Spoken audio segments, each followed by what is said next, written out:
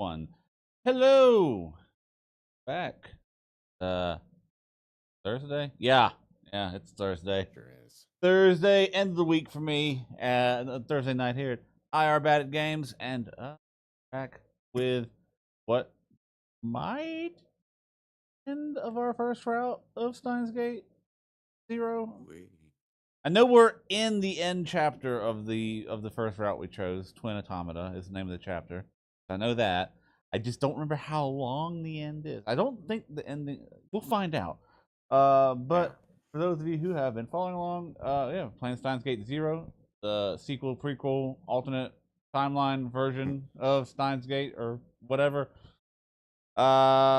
This route seems to be focused on finding Kaguri 1, learning more about Kaguri, who is a girl from the future, who traveled back in time with Suzuha, who is a time traveler, and also John Titor, obviously from from the early 2000s internet meme, and also the daughter of our best friend Daru, who's a super hacker. If you know Steins Gate, you know what I'm talking about. Let's see. So what happened last session? We had our New Year's Eve party, where we were attacked by men with guns. Luckily, no one died because Tanuji is a badass mofo, and his daughter was in danger, and he helped us out. And so in return, we asked him to be Kaguri's bodyguard while we learned more information out about that. But also, it seems like they were there to capture Kaguri. Yeah, it seems like they were there for Kaguri. And also, it seems... And it was Yuki. Well, her arm... Maybe we'll find out. Yeah, I mean, could be anyone. Could be anyone.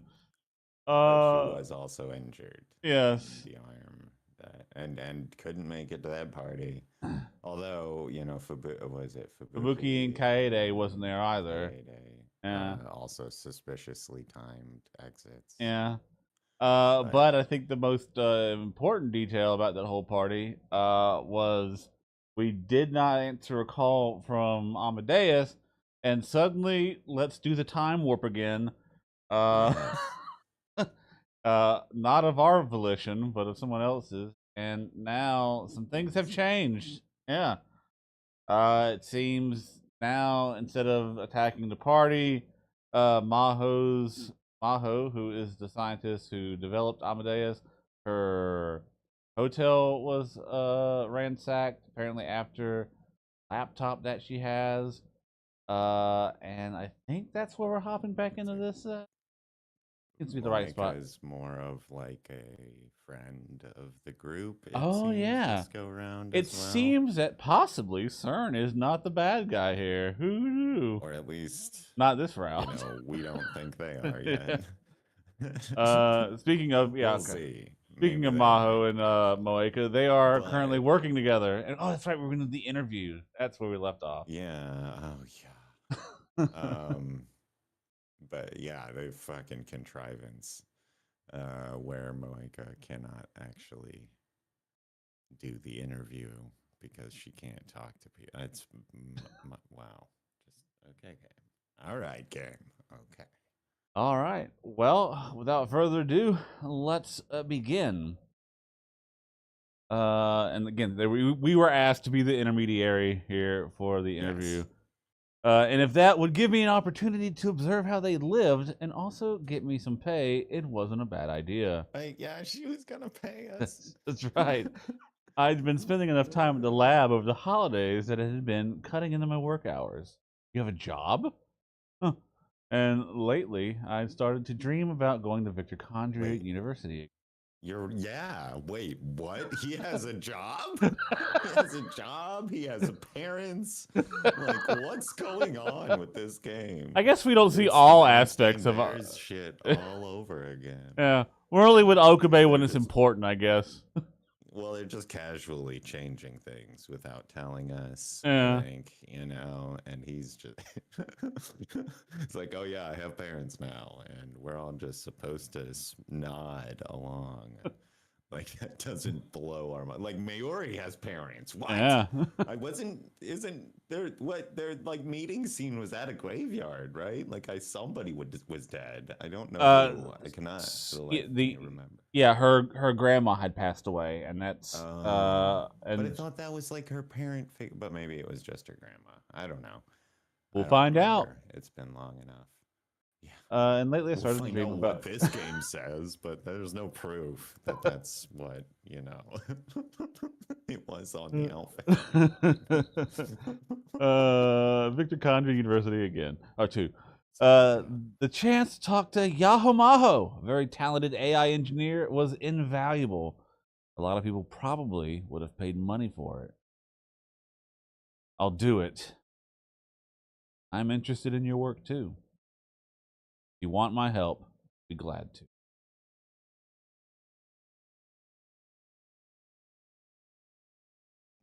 Thanks. That really is a big help. Thank you. All right, let's start. Kiryu-san, how are we going to get this down? Oh, record it. Oh my God. Moika took out a voice recorder and put it on the desk. It's the most cumbersome. I mean, it's probably better than actually taking notes, but Yeah. I don't. It's just funny to imagine she's going to have to go through those notes, like this tape, to Uh huh. write the article. There's just so many layers of abstraction. I don't know. I can take the lead, right? Yes. Talk freely later. What should I ask? Just so we're clear, I don't know much more about AI than your average Japanese person. Hmm. I can just talk about whatever occurs to me, but why don't we make it a discussion format? That would be more interesting, I'm sure. So I don't know if this is gonna bring it up here, but I just recently went back and looked at the start of Steins Gate, the original, when he first has meets with Kurisu, and Uh-huh. she's having her little uh Speech. speech about time travel, and he objects. He like cuts out. She goes, "Oh, well, let's just make it a discussion format. Then that would be more interesting." So Mario Uh-huh. says the same thing. Oh That's yeah, there you go. The second she said those words, my mind were filled with memories yeah, of they the were. past.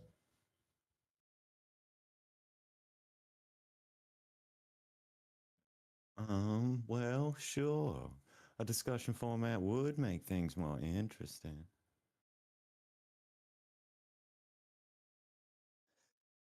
You look so haggard. Ah. This dude's supposed to be like 24 or Yeah. something. I Well, don't I guess know. technically 24, but like 45. literally 45. Yeah. Actually 45 by the look of him, but what do I know? Okabe-san, what's wrong? Okay.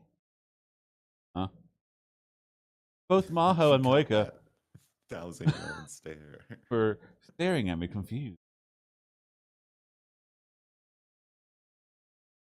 If you don't want to do it that way, No.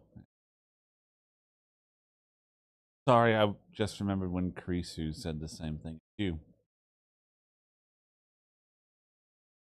Kurisu did. When? This is on recording, dingus. When she came to yeah, when she came to Japan, she gave a speech at the ATF on the time No, she didn't. No, she didn't. That Yeah, happened in another no, world line. she did not. Rentaro, you're fucking up, man. In He's this so world bad line. at this. Uh-huh. Him You'd and think this Suzuha. was his first time through or something. Oh, that's funny. uh, in this world line, Kurisu died before she ever gave that lecture on the time machine or came to the lab. No, I must have been. Sorry for getting things off track. What? Don't worry about me. Sketchy as fuck. Yeah, I guess that's okay. So, where do we begin? Let me see. Research into artificial intelligence began at almost the same time computers were born. The core of the AI we're creating on is based off what's called neural network technology. That's how they build data. Mm-hmm. That's a positronic. Neural net. I think they use words like that. It's been a bit. I have to watch TNG again. This technology was first proposed in the 1950s. ENIAC, we think, Sure. probably. The world's first von Neumann architecture based computer was announced to the world in 1946. So basically the same time, right? Oh, sure, if you say so. Wait, is that supposed to be the Enigma? The Maybe like code machine? I'm I not sure. I can let me see if I can remember how to get to the tips thing again. It's probably ENIAC, short for the electronic numerical integrator and computer. One of the very first computers built in 1947. The computer was No, used to it's a calculate different computer. artillery tables, and the mathematician John von Neumann participated in its development. It used over 17,000 vacuum tubes and was over 1,000 times faster than existing electronic calculators. However, vacuum tubes at the time were very poorly made. Several would break and Well, have to be yeah. replaced. Yeah. The world's first general purpose electronic computer. Okay, cool. Huh. At the time, computers were basically magic. Once the program was done, it would automatically solve any problem for you, no matter how complicated. Well, that's still true today. So, scientists at the time decided that if they wrote a program that was even more amazing, it could solve even more problems. They felt that the ultimate evolution of a computer would be one that could think and learn like a human. What, but unfortunately, they were unsuccessful. Even now in the 21st century, we've been unsuccessful in creating an AI with general purpose intelligence like a human. Of course, it's not like we've been sitting on our butts doing nothing. It's the exact opposite. We've failed to create the ultimate artificial intelligence, but we've succeeded in bringing all kinds of benefits to the field of information science. For example, OCR technology, which scans an image and reads the letters on it, it is similar to the methods that humans use to recognize letters. I've heard some rumors that before long, smartphones are going to have voice recognition built into them too. That was also a field of study in AI research. But even 60 years after the field got its start, no one succeeded in creating an artificial intelligence that has the comprehensive capabilities of a human. Until now. Right. Except Amadeus, of course. Why did no one succeed? It was hard.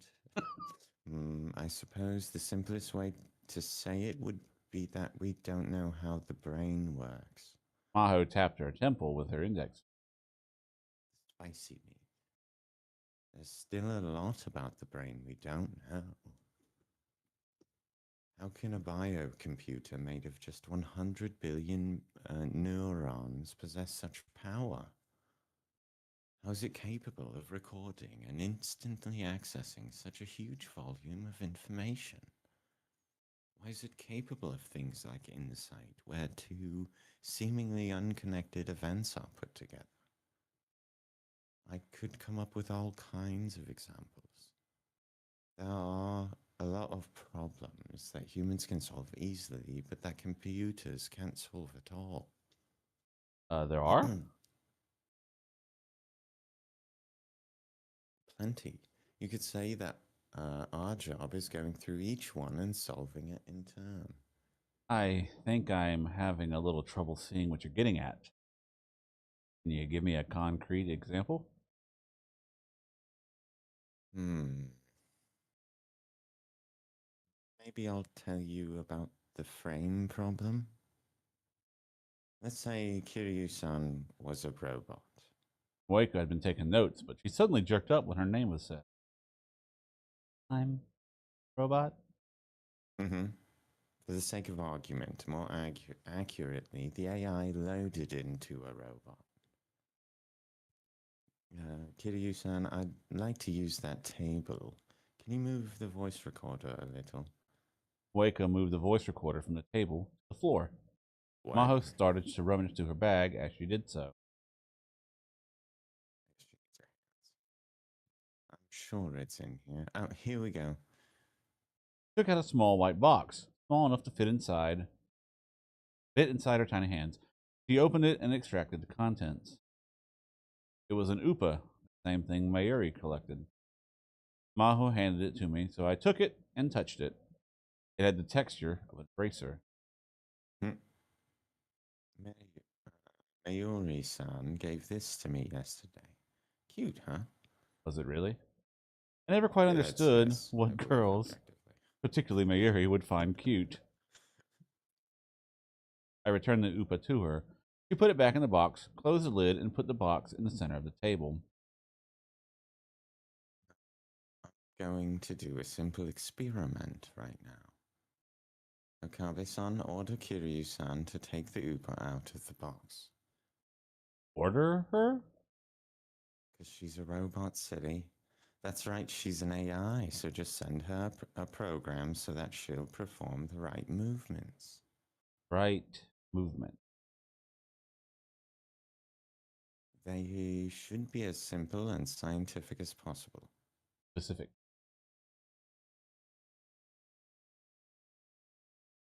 For example, there are a lot of boxes in this room. But you need to tell her to open the one on the table, not any of the others. You only get to send words, no pointing and saying this box. Kiryu-san, do exactly what Okabe-san orders you to. And do only what he says as faithfully as possible, got it? Okay. Let's start the experiment. Okabe-san, go ahead and give your orders. I didn't quite get the point of all of this, but I decided to just say the first thing that came to mind. Fine. Open the pure white box on the table and take out the content. Kiryu-san, that's your order. Open the pure white box on the table and take out the contents. Do as you are told, as faithfully as possible. Moeka's gaze moved from me to the box on the table. I can't. Huh? You just have to open the box, right? I pointed to the box in the center of the table, uncertain as to what was going on. Moeka just looked Yeah, back at order of me, operations is fine. clearly upset. Maho nodded, satisfied. She can't help it. Look. Maho picked the box up and showed me the other side. Oh, that's. I see. What is this? Frame problem. Hmm. German. Der alte. Where. Wer fällt nicht? Der alte. Wer fällt nicht? Maybe somewhere in that department. Anyway, not German fluent in the slightest. Nor do I read it. God does not play dice. Something Einstein said. Kiryu-san couldn't open the box because of this, right? That's right. Huh? It is? Why? Well, you said pure What about white those words things. mean you couldn't follow the instructions? It wasn't pure white. You Huh? dingus. Kiryu-san, you're exactly correct. Akabe-san's orders were to open the pure white box and take out the contents, right? But this box isn't pure white. It's got something written on it. That's why she wasn't able to open it. Computers aren't like humans. They're only capable of doing exactly what they're told. So, you need to be extremely careful with how you order them. Maho put the box back on the table. I couldn't see the letters from where I was. We try it again. Akabe-san, try to come up with some appropriate orders based off what you just learned. I see. In other words, the problem was that I said pure white when I shouldn't have, right? Well, that's right. So I should try making it simpler. Open the box on the table, take out the contents. Kiryu-san, do what Akabe ordered you to. Exactly what he said. Nothing more, nothing less. Moika turned her gaze once again from me to the box on the table. I don't get that one. Or I don't know how that one's not going to work. Can't do it. Now what's the problem? Moika's brow wrinkled a little as she pointed to the box on the table. This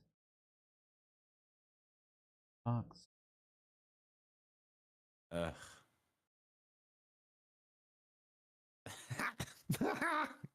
Maho burst out laughing as if she couldn't contain herself any longer. Her smile seemed more childlike than ever. Kiryu-san, you're a wonderful test subject. I didn't think it would go this well. I had no To idea what was imagine going on. somebody is such a great wind-up Yeah. compatriot. Like I can't even imagine. What do you mean? Well, this is not a box. Maho turned the box around and explained the trick to me. This is not a box. You wrote something on it. These words meant that Kiryu-san couldn't. I didn't think that was going to be it, but until that we were like looking at it again, I was like, oh my god, yeah, it's like this is not a pipe painting. These words meant that, which I think actually that maybe that's where the frame problem thing is coming from. Probably, yeah. I don't recognize that anyway, but these words meant that Kiryu-san couldn't tell for sure if it was a box or not, so she couldn't open it, right? That's right. So she No. reads German and English and presumably Japanese. Mike is smart. No, no, no. Doesn't matter what it says. A box is a box, right? She didn't have to read German to know that that wasn't pure white. An AI doesn't know that. You need to tell it exactly what a box is. For this experiment, we assumed that RoboKiryu had the basic idea of what a box was. But, as you've just seen, adjust the information they receive even a little, and an AI won't do what you want it to. Also, there's only one box on this table, but if there were a square stone that looked just like a box, you'd need an order to differentiate the two. If the stone was on top of the box, you'd need to first give it an order to move it too. So you need to remove each possibility one by one. You'd never be done, huh? Yup, never. You don't know what conditions can affect the AI's judgment, so you need to include every possibility you can think of. Kiryu-san, what did you have for breakfast today? For breakfast? What was this about? Ham bun? Did you have any choices beside jam buns for breakfast? Meat bun? If you'd have chosen the meat bun, your actions might have changed. You need to take that into account too. Also, there's the weather as well. It's clear out today, but if it was raining, you might need to take that into account. There's also temperature and humidity of the room. The color of the table's important as well. Also, you need to measure its height from the floor and know what type of material it's made out of. That curtain's open, but what if it's closed? You'd also need to test the cases where it was half open and 75% open individually as well. The cleanliness of the curtain might play a factor too. When's the last time it was cleaned? You'd also need to consider how much you paid and the cleaner's attitude as parameters. And Stop! Stop! Stop! thank you. Please, God. I had to stop her before she went any further. There's no way this morning's breakfast could influence whether or not she picks up a box off a table, let alone how clean the curtains are. The curtains light recognition seems like it makes sense. So couldn't you just take them off the list? Maho's eyes began to shine. Hmm. You've fallen into my trap. That's it. That's exactly right. Huh? You're exactly right, Okabe-san. Breakfast and the weather have nothing to do with opening a box. Then What's happening? What are you doing? What's going on? Where are we? But how did you know that? huh? Well, I mean, normally, and then finally I understood the point of this experiment. Maho nodded, satisfied. That's right. An AI doesn't know what normal is. See. That's the frame problem. Oh, okay. Huh. An AI needs to consider an endless number of attached conditions to know how to execute an order. The vast majority of those conditions can probably be ignored, but the AI doesn't know which to ignore. Which means it has to consider everything. But everything's an infinite set, isn't it? If it has to examine an infinite number of conditions, it will never be able to pick up that box. A human knows without having to think that breakfast and the table's color have nothing to do with opening a box. But an AI doesn't. A human can easily frame which conditions need to be accounted for, but an AI can't. So that's the frame problem. See. Interesting. Isn't it? But why are humans able to create a frame? We have no idea. It's been one of the mysteries of the AI field for 60 years, and arguably human knowledge, Right. all of consciousness. One of the goals of the Amadeus project is solving the frame problem. When you look at Karisu, God damn it. It may feel like she solved it, but we don't know how. In fact, neither does she. You don't. You don't know. Didn't you make Amadeus? Person, I can give you a dozen hypotheses. Is it hypotheses? Sure. Hypothesi? Hypothopode. If you want them, but we've got no mathematical proof. I don't. Wouldn't it be code? I don't think it's mathematical per se. Yeah. Like you just like pop the hood and look at the code, right? I don't know. I assume that's some kind of a black box situation going on. It's like very convoluted and complicated. I don't know. Anyway, what I made was a mechanism for extracting and digitizing human memories, and then an AI that executes them like a human brain. It's a total simulation of the brain, but that doesn't mean we know how everything works. Seems like it shouldn't. It should. Yeah, I don't know how you could do one without the other, but what do I know? We know that if you create an object with the same mass as the Earth, it will have a gravity equal to 1g. But that doesn't mean we know how gravity works.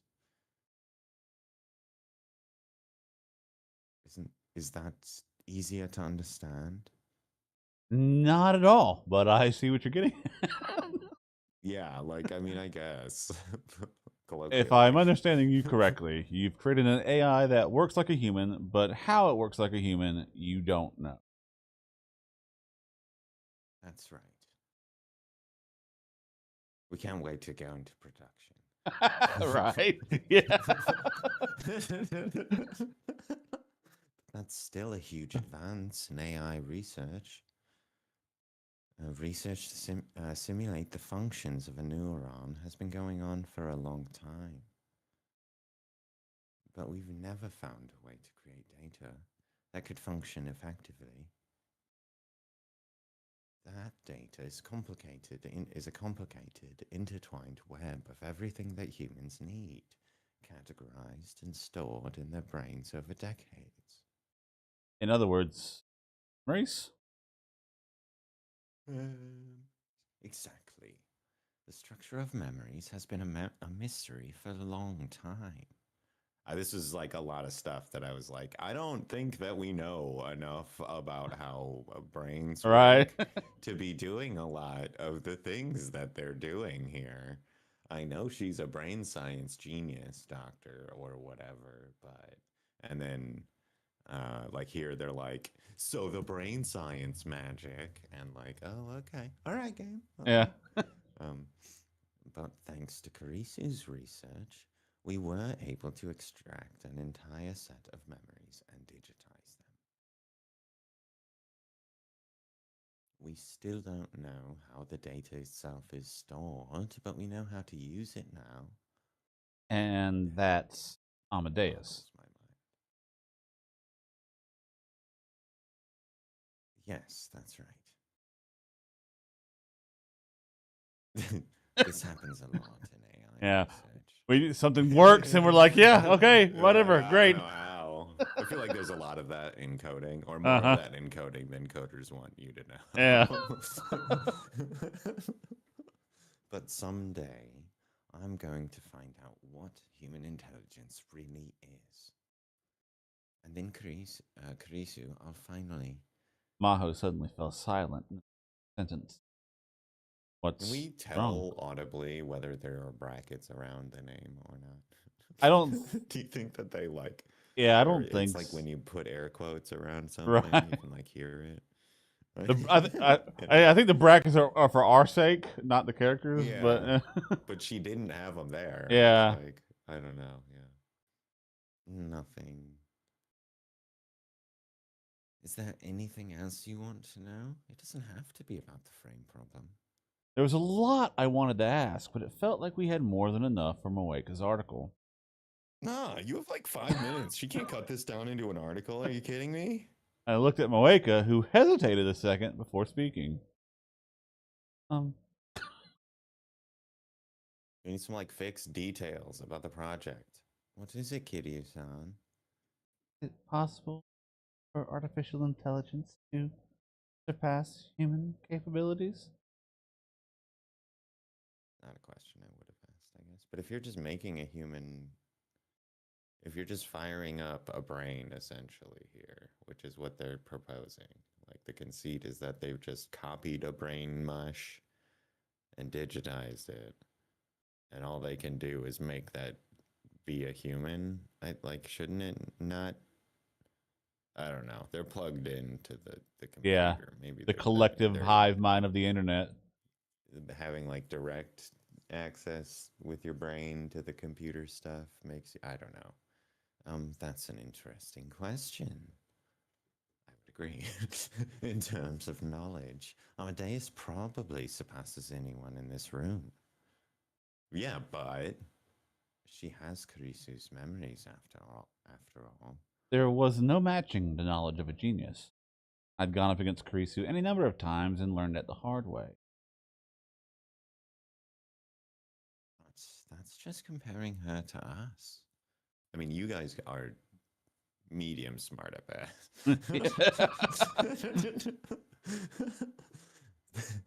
The memories for Karisu come from. See, do you get what I mean? Yeah. Like, is there an audible difference between Karisu and Karisu? Maybe it's like an emphasis the first time, like the memories for Karisu. Karisu. Like, yeah, or like, yeah, there's like a syllable shift or Yeah. something. I have no idea. It's funny to imagine though. But yeah, or that like there isn't, and like she's just saying Karisu and Karisu I do like the totally air quotes though. exchange. That's my thought. In my Yeah. head, that's like what they've got. A Karisu, alleged Karisu, Yeah. Karisu, so-called Karisu. Come from Karisu herself. In other words, their human memories. We probably need to think about whether this can truly be considered surpassing a human's capabilities. So I'm saying those things. But it won't be long before we've got an AI that does more than a human can, I think. Scientists have been saying for a while that by 2050 AIs will surpass humanity. They call it the technological singularity, you see. Oh, good. Fucking, what's it? Is it Roku's Basilisk? Rogue's Basilisk. Yeah. I Yeah. can't remember. Roku's the TV thing. That's different. Slightly different Basilisk. Amadeus's arrival. I don't think you put the extra S on there. I think it's just an Yeah. apostrophe. You're right. Rival should bring that day much, much closer than we anticipated. So, Yeah. a diversion story time. Eric, as a kid, so in my elementary school, they did a birthday book thing where you could go to the library in the school and get a book and put a little sticker in the cover that you got your name in it. It was like so and so's birthday book for whatever year. And I did that, and I made the librarian reprint it because she didn't put the S on the end after the apostrophe. And I, to this day, have a memory. I must, and this is like got to be third grade or something, but I still have memories of the look she gave me before saying, "Do you need me to reprint it and put a different one in?" I was like, "Yeah," because I was like a child who thought he was right. And oh yeah, so that's when I learned, or shortly after that, I remember learning that I was wrong, Yeah. and, and I live in shame of that moment. You're welcome. Anyway, story time over. A machine that's better than a human, huh? It seems like something out of a movie. Possible. Oh God, starts with a K. Anyway, um, it's hard to believe I'm hearing that from an engineering student. That's a shot. You can't fly like an airplane, can you? You can't run faster than a bullet train or do math as fast as a cheap calculator. Even right now, the abilities of a machine far exceed those of a human. Nobody can say that the brain will be the only exception. I mean, yeah, I can follow that As logic. yeah, I mean, I do think that there is also there's it's not or it's not necessary. It doesn't necessarily follow that there isn't some uniquely human reasoning happening in our brain. Yeah, But I mean, it doesn't follow that there isn't. Like it's like it's hard to say until we can build a computer that either can or can't do it. I right. guess I don't know, but or program or whatever the fuck making an AI actually is. I don't know. I'm not a computer guy. You're not a brain science Um, guy? not a brain science doctor, not a computer doctor, really not any kind of doctor. As a matter of fact, there is no miraculous mechanism in this world that science can't explain. I'm trying to think. Hang on. Beanie Babies. Explain that with your science. It's all physical phenomenon, you see.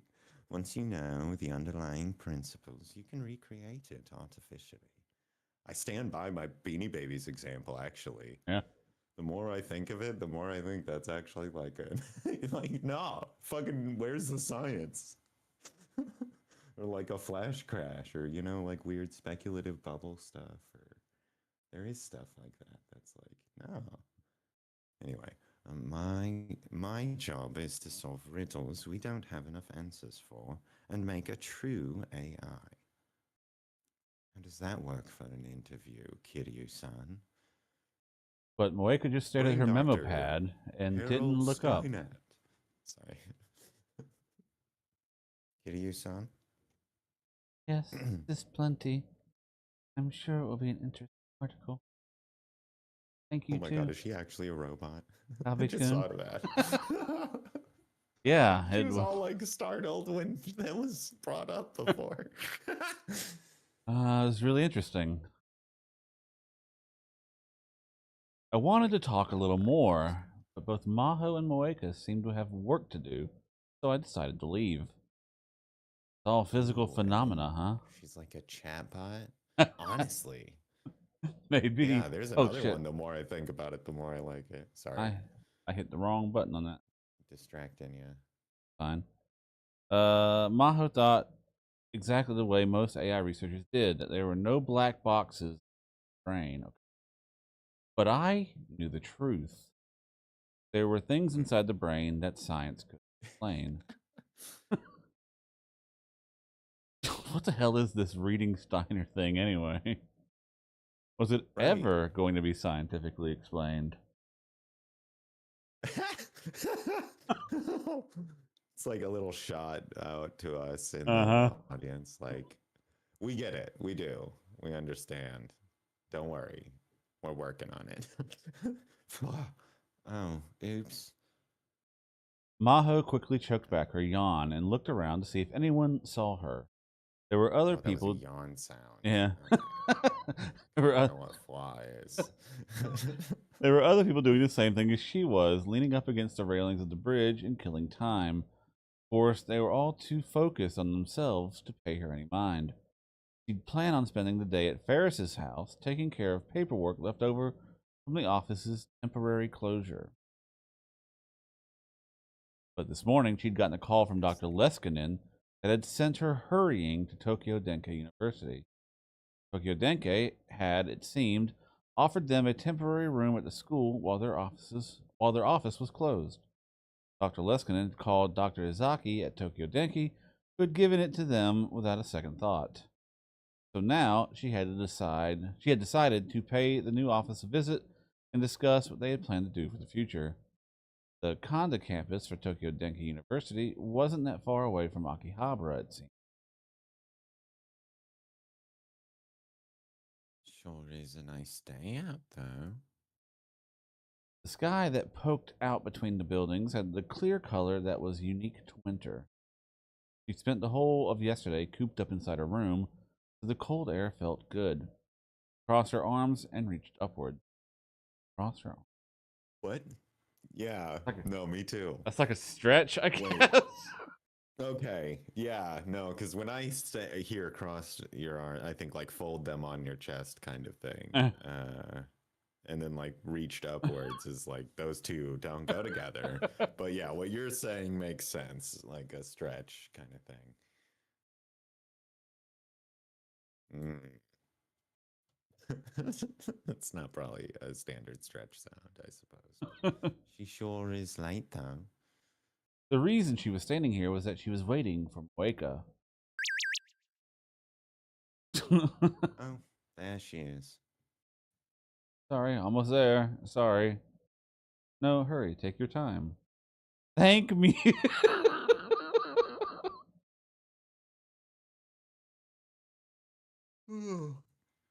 Sorry. She didn't have to come all this way. Maho didn't know the way to Tokyo Denki, so Moeka had kindly offered to take her there, and she'd asked her something in exchange. I want to take a picture of Dr. Ya. Want to put it in an article. Maho didn't really like having her picture taken, but if Moeka was nice enough to interview her, she wanted to do everything she could to help. Moeka had gone back to her home to get her camera. She said it was close enough to walk. What's up? Oh, I just noticed that Wokia, the oh Nokia yeah. one, like it is, and it's W is just an N with an extra, like it's like an italic N with an Yeah. extra stick on it. Like if you're not reading, it would look very similar if you weren't like reading it. If you're just looking at it as a character. Yeah. Well, and also if we're looking at the fine details, is the Rhine app developed by Daru? It says Daru application. Oh shit! What? I feel like that's just whatever, like they're just like, oh my god, what if he is secretly a multimillionaire? He's the evil villain behind everything. CERN and everyone. Oh Council man. of 300. Oh my god. Well, it could come back to her home to get her camera. Sorry. She said it was close enough to walk, so Maho decided to just wait.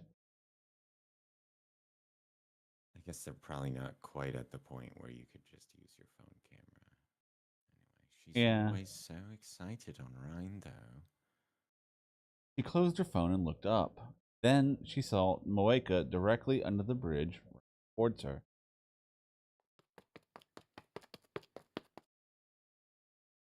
Sorry to keep you waiting, Dr. Yahoo. You didn't need to hurry so much. You want to take a break? No, I'm fine. Moeka went around in front of Maho and started to walk ahead.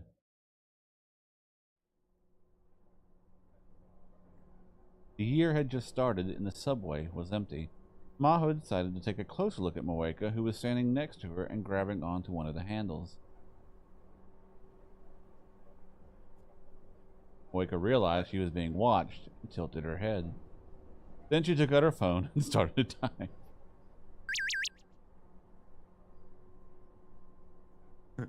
Maho's phone suddenly rang at the bottom of her bag.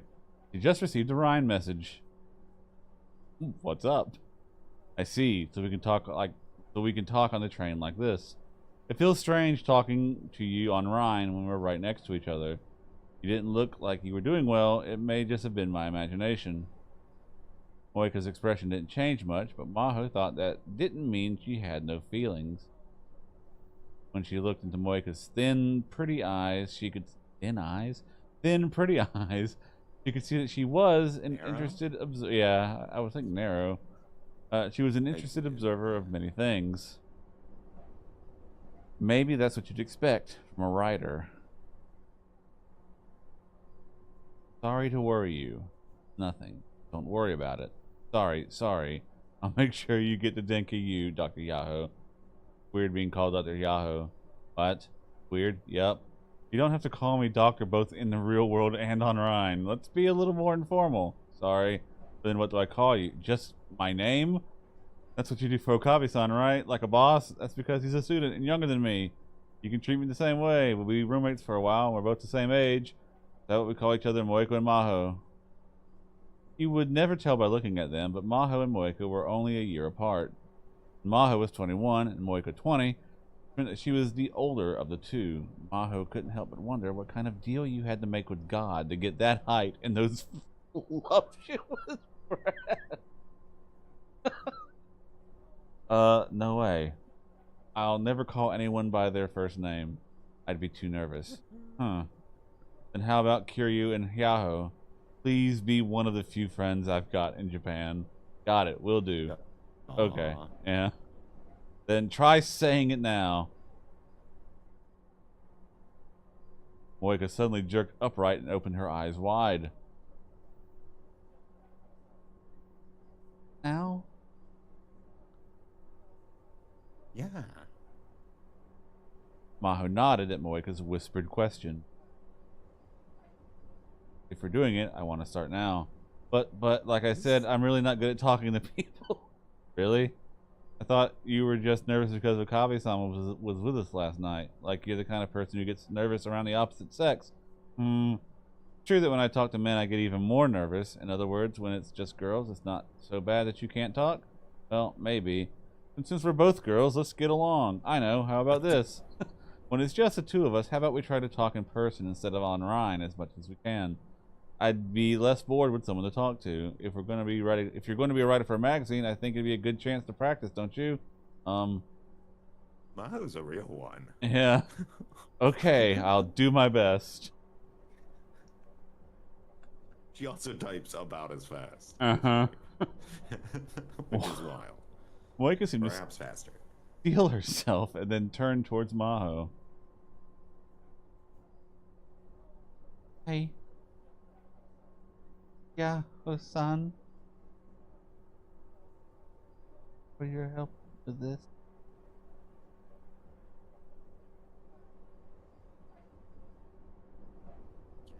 You too, Kiryu-san. The train arrived at their station. I guess it's like a bigger deal what name you call people Yeah. in Japanese, but like that's always a thing that blows my mind as well. It's like, oh, it's so informal. Like, what? Wild. What is that like? Oh, the area around Tokyo Denke was quiet. Moeka told her that the surrounding areas were offices and government buildings, and at this time of year there was almost no one around. She felt bad, but decided to have Moeka wait outside in the rain. School was still on break, so she could have waited in one of the rooms on the campus, but Moeka had refused. Oh, okay. Okay, I'll call you when I get out. She split up with Moeka. Maho got very lost on her way to Izaki's lab. School was completely empty because of the break, so she couldn't ask anyone. In the end, she had to call Dr. Leskinen to get detailed instructions. The letter was taped to the door marked Dr. Izaki's lab. For immediate release, Global Brain Science Comprehensive Research Organization, Japanese Office Prep Room, founded its establishment. Alexis Leskinen has a request. If anyone who call this donated just $1, I could eat a can of Odin right now. Although we are only a small research lab, we need plenty of canned Odin to continue operation. Odin cans are a very precious resource, especially due to their accessibility and enjoyability. If you can, please either donate $1 or a can of Odin. Thank you very much for your cooperation. The letter had a photo of a smiling Dr. Leskinen along with some low resolution text that looked like it was directly printed from a PC screen. Yeah, okay, and I've already read it all. Yeah, he loves this stuff so much. That is so concerning. Like, yeah, hey everybody, can you go ahead and contribute to the break room fund for food? Like, no, in fact, I cannot. No matter how formal the setting, when the professor wanted to tell a joke, he'd do it. He really was just like a child. But his carefree personality let Maho and Karisu relax and enjoy their work. Suddenly remembering Karisu made her heart ache a little. She suddenly realized that her sudden change, that's a lot of suddens, right? Rose Yeah. back to back to back. She suddenly realized that her sudden change of address, coupled with living with a person she'd barely even met, was taking its toll on her. Today, she'd finally get the chance to talk to her again. More accurately, the memories that she left behind.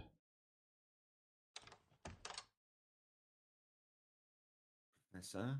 Dr. Leskinen? When she stepped inside the lab and called the professor's name, the giant in the back came running to greet her. Hey, Mahu, thanks for coming. Welcome to our powered up prep room. Huh. So this table and two sofas are our powered up prep room, huh? Yes, they say simplicity is the secret key to the truth. Do they not? Oh yeah, he's about to start laying people off. Who says that? I do! The professor clapped his hands and laughed. Maho ignored him and went to sit on the sofa. Didn't seem hurt. Now then, about our future plans. It's meaning to talk to you about your toilet paper usage. All right. Oh, sorry. I wanted to boot up on desk. Just give me a second. She took out her laptop and put it on the table. Her OS, a Linux variant customized for research purposes, booted up and displayed the login screen. Maho typed in her account name the same way she'd done 1,000 times before. Dun dun. What I say? Salieri. What I say? Fucking layoffs. For just a moment, she stared at the letters in her account name. She quickly put in the password and called it the desktop. Before long, Karisu appeared on the screen. I thought for sure she was going to get locked out again. Or like here.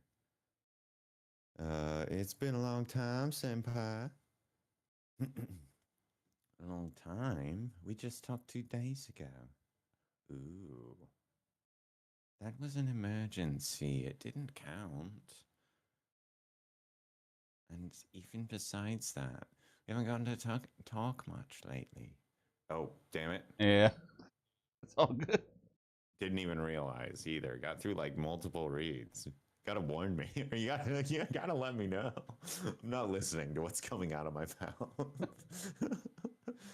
It's not my fault. We were testing. During Okabe's and Karisu's communication tests, Maho and Dr. Leskinen had avoided talking to Amadeus to keep from adding noise to the experiment. Not that Okabe-san's talked to me a lot lately, though. Are you two maybe meeting without telling me? You were together 2 days ago, after all. Well, I told you, it's not like that.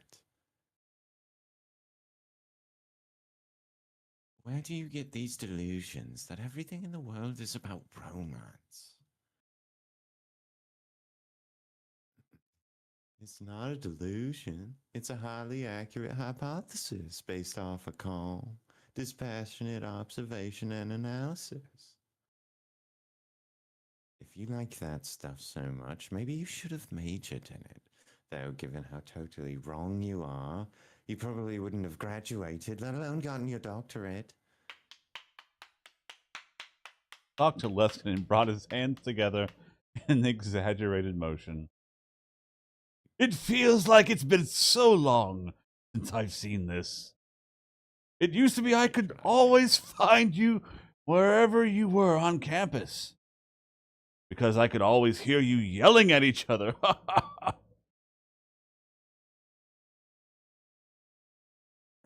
Come on, Professor, stop joking around. It just means that you're very close. You two are like sisters. Now, let's get this meeting started. We need to talk about our future plans. The person who uses their time most efficiently wins. That's another of my great quotes. Wins what? I want some music. Karisu, you play me something. I'm not your fucking Alexa, Dick. Sure. I mean, you kind of are. I know, but like, if I'm an actual sentient being, I'm not your fucking Alexa. I'm sorry. Like, fuck off. A soft piano melody began to play from the laptop speakers. Go on. Wholesome fools in StarCraft, finally. I assume as a computer I'll be better, unless I'm just still trash. I don't know. This.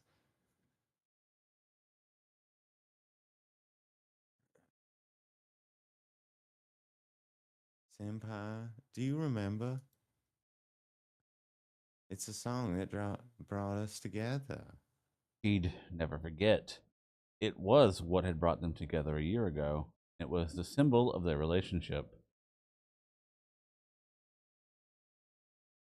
A year ago, in September of 2009, Karisu had officially joined the Brain Science.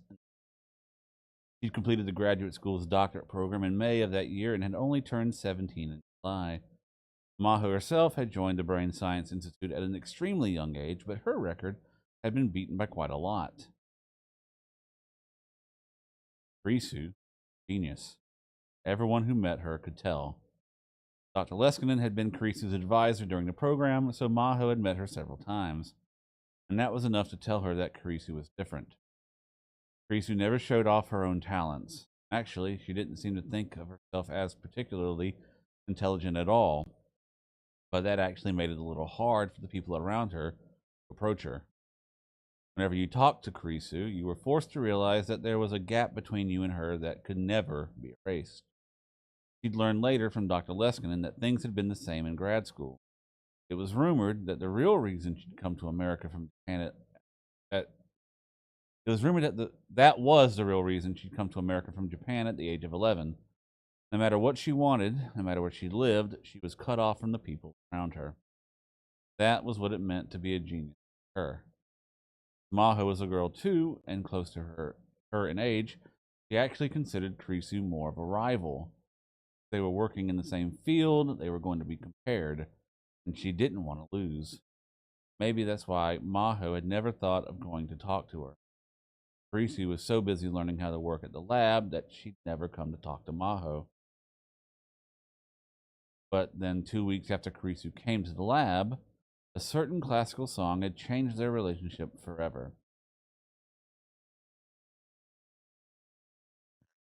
Hey. There were two types of people in the world: those who worked better with music and those who worked better with silence. From a brain science perspective, the idea that you could concentrate better with music was sheer nonsense. Whether you were aware of it or not, the sound was vibrating your eardrums and your brain was continually analyzing it. But if there was ever a public debate on the subject, Maho would want to take the first position. Theory and feelings were different. You could concentrate best with music in the background, and you could be more creative. There was one condition. The song has to be composed by Mozart. Maho whispered to herself as she turned towards the computer. She'd been running a patch on some equations for 2 full days, and it had finally completed. Today, she was going to spend the whole day analyzing output. It was Saturday, so she was the only person in the lab. This was the one day she had the whole huge space to herself. She decided to play Mozart's 11th Sonata from the speaker, not to her headphones. She didn't intend to pay any attention to the music. This was more like a ritual she needed in order to concentrate. It was a warm up exercise before she could dive into a sea of numbers and equations. Once she dove in, she wouldn't need it anymore. Simply stopped hearing. Stopped seeing everything around her, too. All she saw were the numbers and the equations. And that was in her head. All that was in her head were numbers and equations. All that was left was a thinking machine named Yahoo Maho. Her mind left behind the bonds of her physical body, and the speed of her thoughts accelerated towards the infinite. It was time for another fun journey. So I think that there might actually, so like for music, if you're trying to get into like a flow state situation, I think that they talk about Yeah. I don't know. Anyway, doesn't matter. Good morning.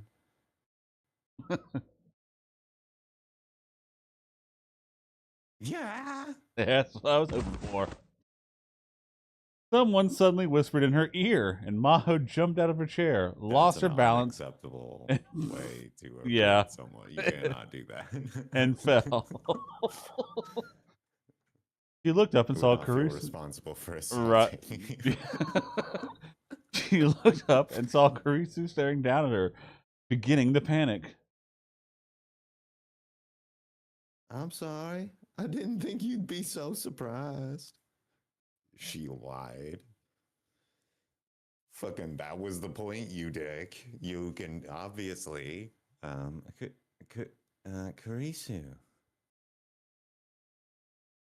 don't scare me like that. I called your name a bunch of times, but you didn't seem to hear me. All right, fair enough. Oh, Maho stood up and sat back in her chair.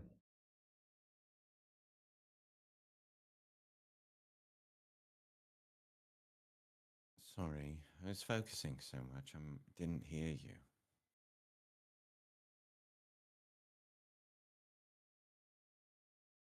Yeah, I thought so. Then you should have just left me alone. Maybe Caruso could tell she was thinking that, because she quickly added, I felt bad about it, but since I'd run into you on a weekend, I thought I should say something. And you seemed like you just started, so I didn't think I'd be a bother. Did you just get here? Yeah, I thought I'd be the only one here. I'm surprised. then Maho realized something strange. You just got here, right? I just said. So how'd you know I'd only just started working?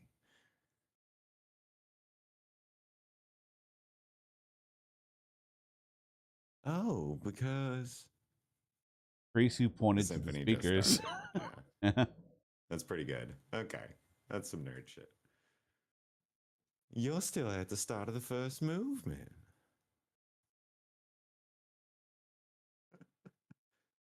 Oh my god, and she's even got the A fucking number. nerds. Nerds. K 331, Mozart's Piano Sonata, number 11 in A major, first movement. Fucking nerd.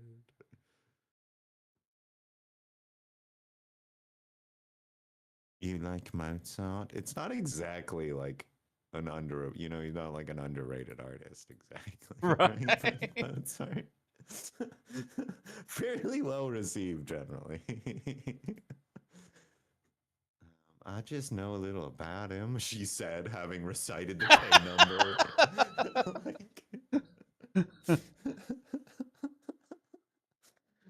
And it's really more that I just like this song. The Turkish march is more popular, but the melody in the first movement feels so much more pleasant, doesn't it?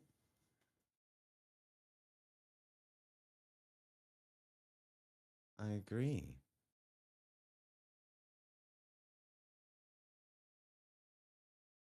I'm so glad. Whenever I'm really trying to focus, I put Mozart on in the background. It's not a very scientific thing to do, I know. Did we just become best friends? I think we did. Maho couldn't help but laugh as she realized Caruso was saying the same thing she'd said earlier. The 2 weeks since Caruso had joined the team, Maho hadn't been quite sure how to deal with her, but now she wanted to know a little more. So she used the signal her coworkers always use when they wanted to take breaks. You lean back really heavy and oh, okay. You kind of like back away and kind of spin around from your chair and like stretch out and then like give a big sigh, scan the thing. No, that's not how other people do. Anyway, want to get some coffee? He'd probably prefer a Dr. P, knowing Kurisu. Oh, okay. You're right. She was. No, wait. She drank Dr. P because that Okabe was what did. was there. I think. Yeah, I guess so. I think. I seem to recall, but I don't know. Sounds great. I also saw a theory online that the only reason that, at least in the original Steins Gate, that Okobe liked drinking Dr. P is because it was the only drink that had doctor in the title. So he Oh my equated god. it to intelligence. Genius. Yes. Ah, I see. You such a dumb I love it. Sounds right. Yeah. That's some Hyonin Kiyoma shit. Yeah. Hyoyun? I can't remember what it Julian! is. Somewhere in that Hyoyun? Somewhere in that department. Anyway, there's a bunch of stuff I wanted to ask you. As she watched Kurisu follow her, filled with energy, she was reminded of the pet dog she used to have. But later, she would realize that was one of the things that made Kurisu cute. She'd got two hot coffees from the lab coffee machine, and then two of them, the two of them talked about their research for a while. It must have been a strange sight. 20-year-old Maho and 17-year-old Kurisu debating the latest developments in cerebral physiology while drinking coffee out of paper cups. The two of them realized that since they'd never had someone of the same sex and age to work with, these conversations were a big help to both of them. Having the older Maho around must have been a particularly big help to Kurisu. Once in a while, Kurisu would still call her senpai, the Japanese word for an upperclassman or more senior colleague. You know, I once heard that Einstein liked to play violin. He seemed to have a lot of respect for Mozart. Oh, whoops. Maybe it's a tradition for scientists like Mozart. If that's true, then it's an honor. After a short debate about their work, the two of them talked about Mozart until they finished their coffee. I like how the cup of coffee just says cup of coffee. Oh my god, it does.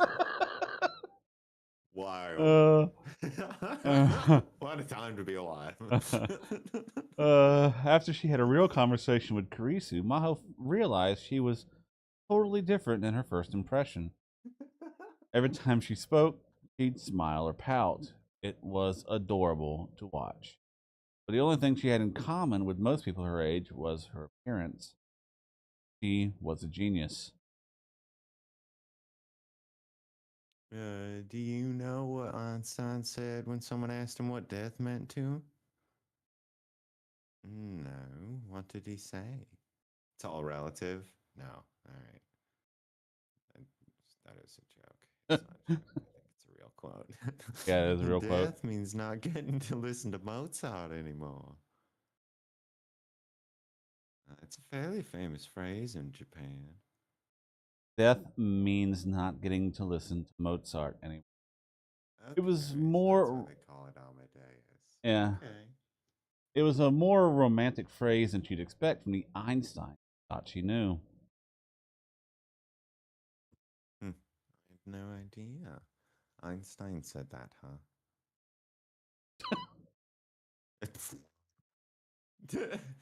No, he didn't. It's just a prank. I gotcha. Huh? Well, to be completely accurate, we can't prove that he didn't say it, but at least there are no records of it. What do you mean? Risu smiled and put her finger up to her lips.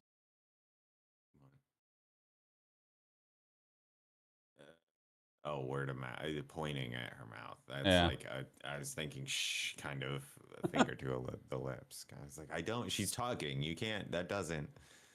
Anyway, a book that was published in Japan a long time ago had that phrase as a quote from another biography.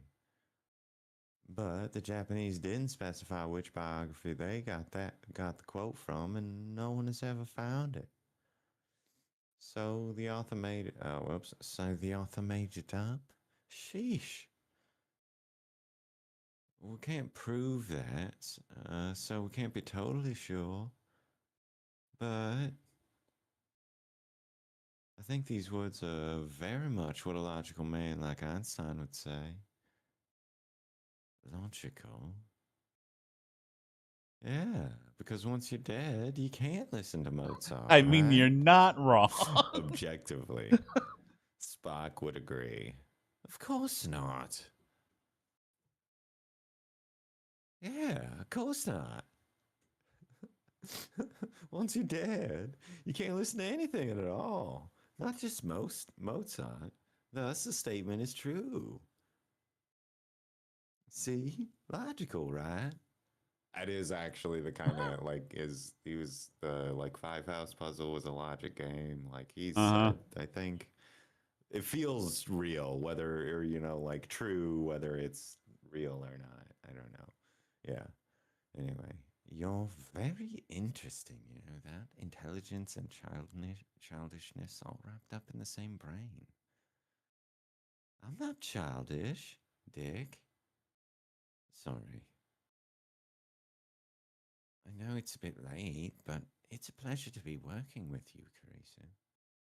Maho offered her hand, and Karisu shook it with a smile. Karisu's hand was warm. You too, Senpai. Mozart had brought the two of them together. Karisu was a child beloved by God.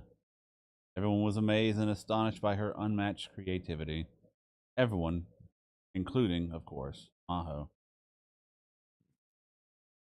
Something. Felt like she had to remember something important. Good morning. Yeah. Someone suddenly whispered in her ear, and Maho jumped off the sofa. What just happened? What? I think she Just got caught in a. happened? She just got caught in a daydream. I think. Daydream. Kurisu was right. At some point, Dr. Leskinen had picked up the laptop and taken it behind Maho's back. Kurisu was on the screen, Oh my god. laughing at her. Evidently, the professor had brought it That close to guy's not Maho. okay. Yeah. Evidently, the professor had brought it close to Maho's ears and made Kurisu whisper to her. Mm-mm. Nope. You were just in your concentration mode, weren't you? No matter how many times the professor called your name, you wouldn't come out from your little world. That's actually, it might be a stroke. Oh. Seems to happen a lot to her. You might want to talk to someone, like a brain doctor. Sorry. I'm impressed that you can continue your research even while this emergency's going on. Sorry, wait, what? The professor put the laptop back on the table and sat in the sofa across from her, and then they started the meeting. She discussed their future plans with the professor. One of the options that came up was going back to America. Something kept bugging Maho the whole time meeting. When she was remembering how she met Karisu, she was also remembering something else. Salieri, Maho's user account name, picked it up a month after Karisu died. For some reason, she couldn't stop thinking about it.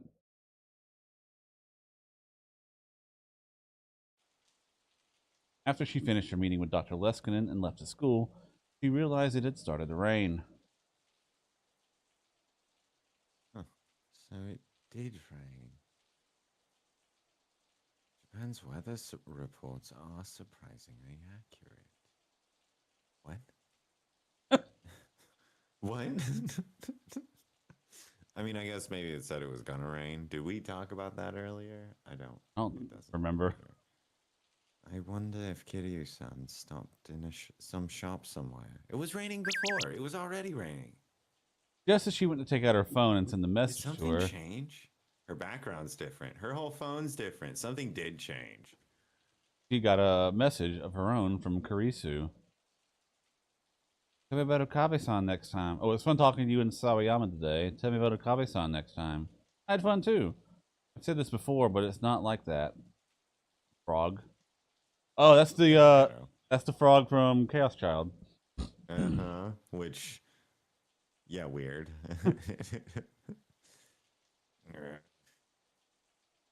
She was about to snap and say something back when she saw Moeka in her field of vision. She'd opened her folding umbrella and was crouching by the side of the road with her phone out. Maho approached. She saw a flower blooming between the asphalt and the shrubbery. Moeka was trying to take a picture of it. Sorry, Kiryu-san. I'm dumb. Moeka looked up and opened her mouth hesitantly. Yahoo-san. Maho was happy that she'd said her name. You were taking pictures of the flowers? Yeah. Moeka nodded and looked back towards the ground. There was a tiny flower blooming where the asphalt met the shrubbery. There were no other flowers like it in view. The wind must have brought it here. The flower's color was striking, but something, perhaps the rain, made it look sickly. Moeka took a picture of it. Then another. Another. The umbrella in her hand seemed to be stopping her from taking a good picture. Want me to hold your umbrella? No, fine. It's fine. It's fine. Maho practically yanked the umbrella out of Moeka's hands.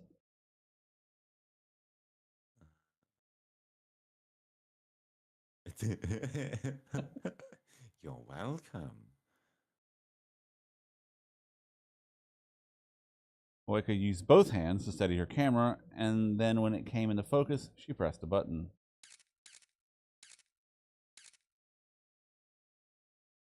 A moment later, she stood up, satisfied. Got a good photo? That Were you getting ready for my portrait? Moeka shook her head. I can't take your picture. Always take pictures of landscapes. You like taking photos? Moeka shook her head again. It's proof. Proof of where I was today. Yeah, that was the thing about it from the first game. Because she was highly depressive and suicidal. Yeah.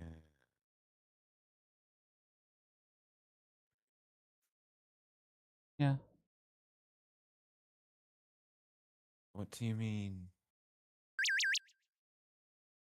Hang on, I have to take this. Then she heard the sound that meant she received a Rhine message, probably from Moeka. Is that from Kurisu again? Oh, no. I got one too. From Ferris-san. From Ferris-san? Disaster, yeah. She gets first name? Yeah, you're right. I see how it is. The 314th prophecy of Fatima has come to pass, nya. The hearts of men have lost the will to believe, and the seal created by the sacrifice of the ancient Incan civilization has been broken, nya. It's only a matter of time. You are Mayan. Oh, you're right. Yeah. She said Incan, but yeah. It's only a matter of time before the dark god, the master of Pluto, revives, nya. Not only the Earth, but the whole Galactic Federation is in danger, nya. Summon the House of Lords, and send it immediately, nya. The president is missing, but I'm sure he's flown off in Air Force One or something to fight the enemy himself, nya. I'll start the ceremony to seal him away once more, nya. I want you to buy time for me until it finishes, nya. Thanks in advance. Wait. What are you talking about? What? That was a joke, nya. Sorry. But really, There's big trouble. It went too fast. What? What I happened? cannot understand why Alex, you would actually start a serious conversation like that. it's Ferris. I'll explain later, No, yeah. that's It's a critical mission I want you to do before you head back to the condo, yeah. Stop at the gas station and pick up some drinks. Both Maho and Moeka looked at each other, confused by Ferris's strange message. I think I remember what this critical mission is, and I think it's great. Sad. Welcome, both of you. Yeah. The time limit approaches, but there's still time. Yeah. Is everything ready? Yeah. It's ready.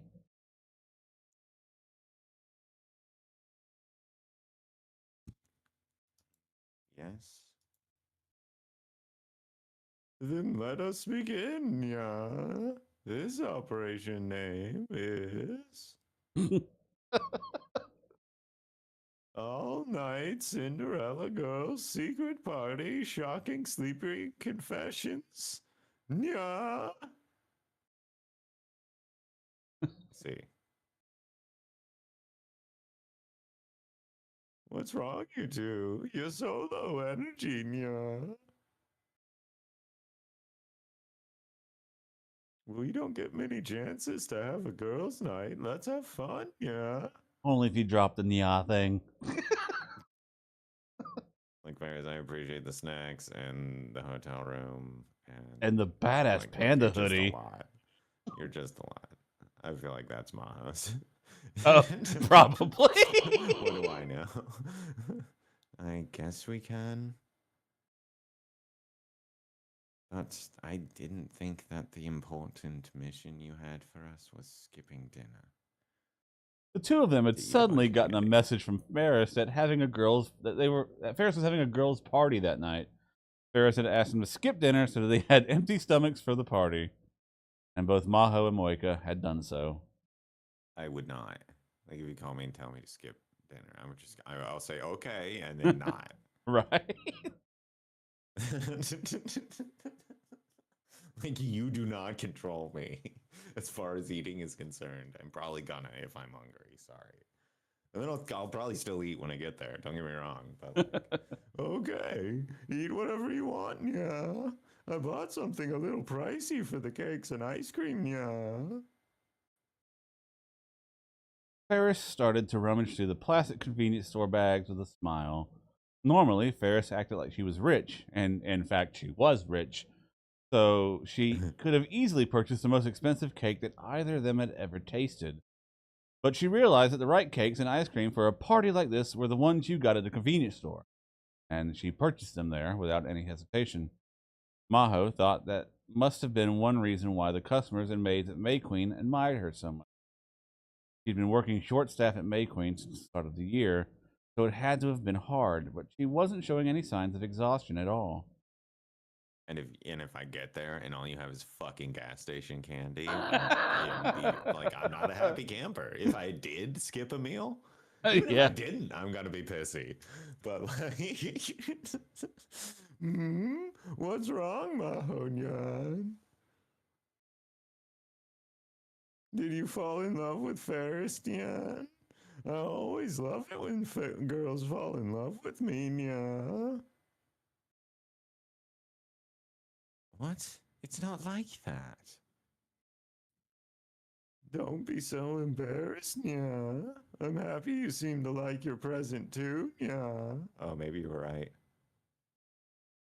Yep, good call. You were on it. Wait, did she buy? Yeah, which means she also bought too. Yeah. Which, one of these is not like the other. which, knowing Moika's personality, she can't fucking stand what she's wearing right now.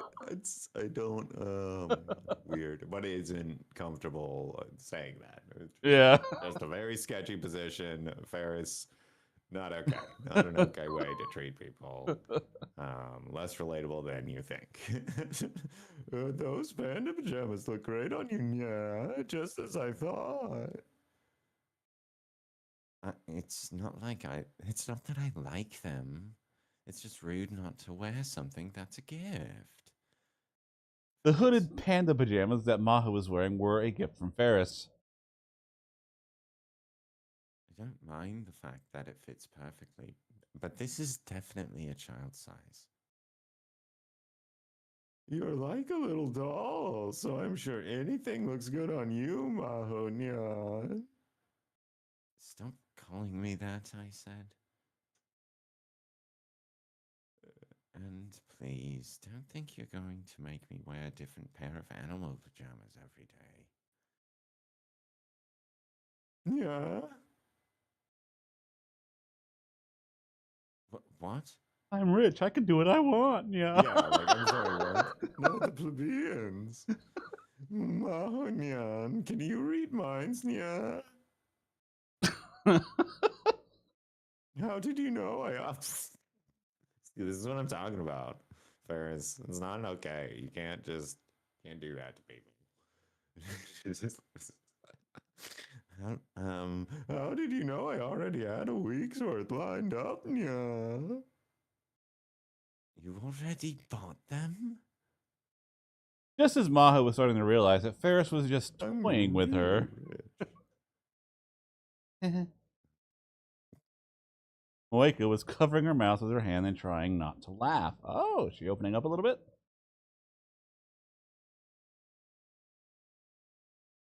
Kiryu-san? Moenyan? Sorry, didn't mean to laugh. Maho saw Moeka smile for the first time, so this was how she smiled. Moenyan? That smile is so cute, yeah? Let me see more, yeah? Oh God. Unacceptable. Ferris's eyes sparkled in the dim light. Without warning, she leapt upon Moeka and started to tickle her sides. Tickle, tickle, tickle, tickle. Stop it. Stop. Moeka was evidently very vulnerable to tickling. She squirmed as tears formed in her eyes and she started to gasp for air. No. Oh. Ah. Uh, yeah, it's called assault. I feel like I'm doing something. She said stop multiple times. I mean, I'm not there. I can't hear. I don't know the context. It's different. But no means no. I feel like I'm doing something naughty, yeah. I was like, yeah, you are. Yeah, it's called assault. Ferris backed off as Moeka panted and gasped for breath. It's still not okay that you bought her lingerie as well. It sure isn't amazing, though. That one. I like that one. Yeah. Ferris and Maho looked at each other and spoke.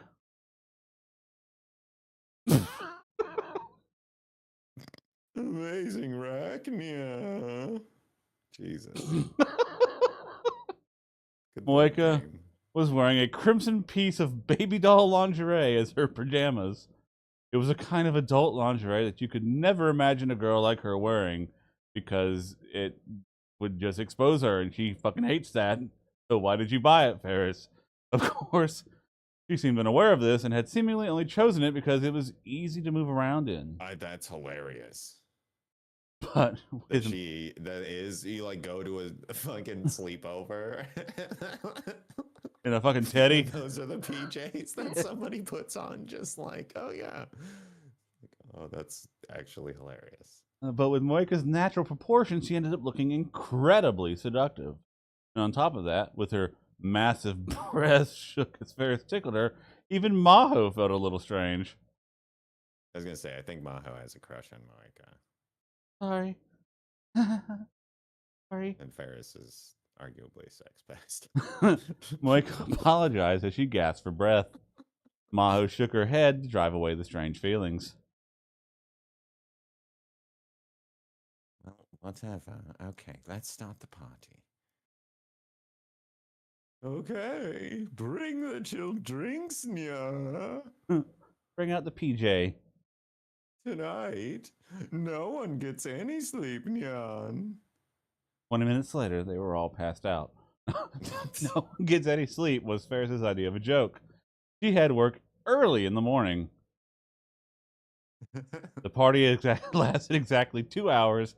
They talked the whole time. Actually, Ferris talked the whole time, and Maho Moeka would occasionally Oh my answer. god. At most sleepovers, girls talked about fashion and romance, maybe, but these girls weren't interested in those things. Instead, they talked about work and their futures. It was fun to see a different side of each other as they spoke. Moeka, for instance, I'm writing a novel. Fun. She said she'd been reading one of the web novels that were popular lately and decided to write one herself. And what's more, she said it was a romance with some really steamy scenes. Let me read it, nya. And I haven't even finished the first chapter. All the steamy scenes in the first chapter? What are you writing, Moika? Moika refused. But It's Ferris. smut. Yeah. But This Ferris. is word porn. I'm sorry. But Ferris and Maho made her promise to let them see it when it was finished. Ferris had something surprising to say, too. I'm not going to quit being a maid, but I want to get married, nya. I want a lot of kids, nyan. Ferris had lost her family when she was young, so she wanted a big family of her own, and as soon as possible. It was probably going to be a very lively family. For the last 30 Well, minutes, that. I mean, you do you, Ferris, but I Ferris do talked not know. Maho into giving a lecture on AI research. Great topic for a girls' party. Maho gave the slightly less formal version of the interview she'd done yesterday. Talked about the framing problem, about Amadeus, and about a future where AI surpassed humans. Ferris was interested in more than anime culture. He was into technology and gadgets as well. She paid close attention to what Maho had to say. As Maho spoke, she realized that Moeka was starting to look depressed.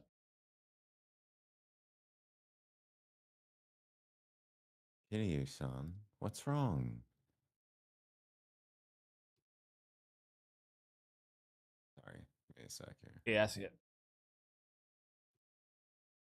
Computer's taking a while to make it happen. There we go. Anyway, you getting nope, wrong. You're getting tired, yeah. That's not it. I'm scared. Mood. Scared of the future? Yeah. Once there's an AI that's better than humans, I think a lot of people are going to clubs. Oh,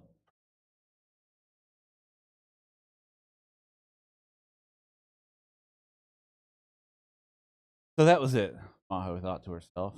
Maho had only lived with Moeka for a few days, but she started to figure out her personality. She was a very pretty girl with amazing proportions and good at her job, but Moeka seemed to I think. wouldn't. I mean, he can't actually do an interview, right? So, very, good. I don't know. I'm not sure she's actually even adequate, but what do I know? I haven't read any of her stuff. I don't know. Maybe she's great. But Moeka seemed to think that she was worthless. She thought that nobody needed her, and that if someone better than her appeared, they would quickly take her place. And once that happened enough, there was no place left where she belonged. Then what would happen to her? Scared her. No, I think it was mostly just like that she's a journalist and it's a dying industry. She Yeah. seems to be in print media too, which, oh God, I'm so sorry. Um, it's okay, Kiryu-san. That's right, yeah. You don't need to worry, yeah. I'll be your sugar mama. Yeah. Yeah, okay, fucking billionaire. Don't have any special talents or smarts like you. Anyone can take my place. Anyone can do a better job than me. I'm not talented as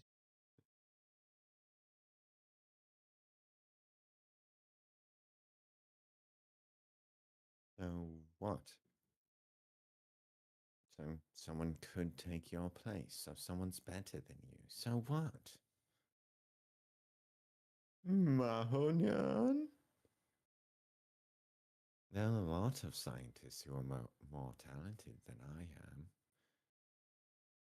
And maybe someday the AI I invent will write a paper better than I ever could.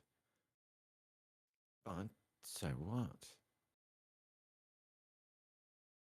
At Dr. Leskinen's lab at Victor Condria University, the nearest desk to the entrance is my seat.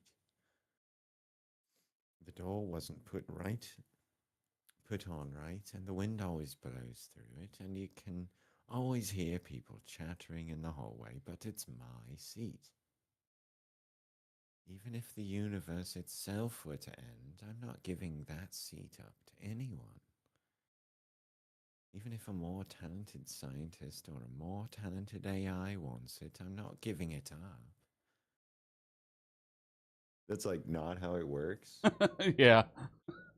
I won't tell you that no one can take anybody else's place. That's just a platitude. There really aren't that many jobs in society where you're truly irreplaceable. But that doesn't mean you have to just hand everything over.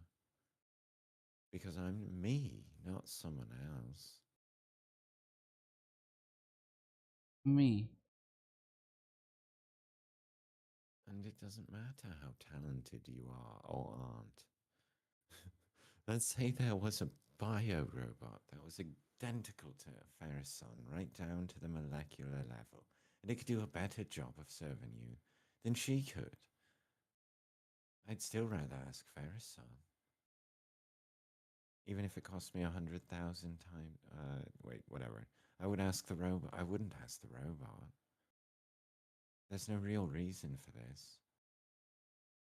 I just want to drink the tea that she makes me.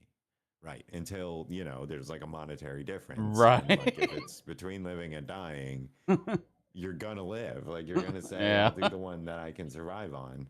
And then, that's how it anyway, that's what I'm saying.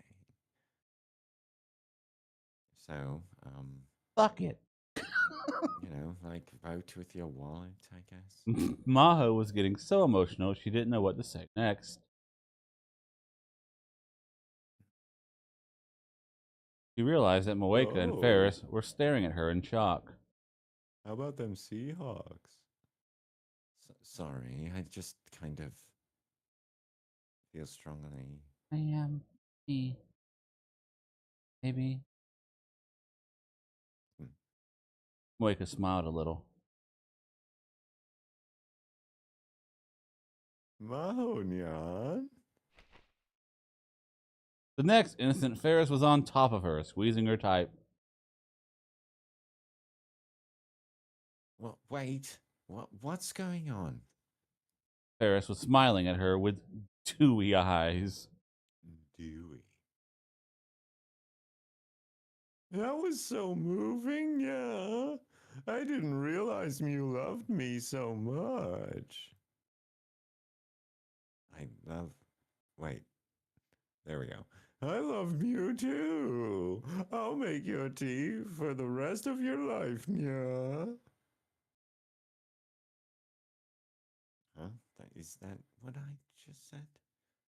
The next few Kind minutes of were is. a struggle to stop Ferris from rubbing her face against her cheek. Thank God that's over. I sighed a little as I got off the train in Akihabara. Come to think of it, I've come to Akihabara 5 days in a row. New Year's was our trip to the shrine. On the second, I'd come to deal with the aftermath of that, and then the world line had changed. Third, I'd come to check on Maho and Moeka. On the fourth, that is yesterday, Miuri had invited me to a New Year's party at Bay Queen. I hadn't come to Akihabara every day like this since last summer. What's going on with Ferris Chan, you think? I don't know. I tell what she's thinking. There was a reason I brought Miuri to Akihabara. Shoma, Minoka are in big trouble in the island tonight. It's 32,000. Yeah, Jesus, no way. Oh my god. Invite Miyushi. That's all I know. This is how you Basically. get a conversation. This is how you get your conversation muted on my phone. Yeah. Basically, Just like that. It's just like that. something bad had happened at Ferris's house, and she wanted my help. Okay, this is the one I was thinking of. Did something happen to Yahoo-san and Moeka? If it is, I think if this is what I'm thinking of, it's very cute. Yeah. Everything seemed normal when I talked to Ferris yesterday. That's not true. Ferris Chan has been working really hard the last few weeks, and she's getting really tired. She never complains. No matter how hard it gets, she's always cheerful. This time, she's actually come to you for help. Something really bad must have happened, maybe. We decided to hurry to Ferris's house. Huh? We called Ferris's condo from the first floor entrance, but there was no answer. Was Kuroki-san not in? But at least Maho and Moeka should be. They're not answering, huh? That's strange. I tried again, and this time I got a response. Hello. This is Okabe? Yes, the mistress told me. Come on up. Miri and I looked at each other, shocked by the tone of his voice. Even when he came to greet us, Kuroki-san was too exhausted to give his usual elegant welcome. Abe. Kuroki called my name weakly, and the next moment he collapsed to his knees like a puppet with its strings cut. Kuroki-san? At this rate, the Akia clan is doomed. What?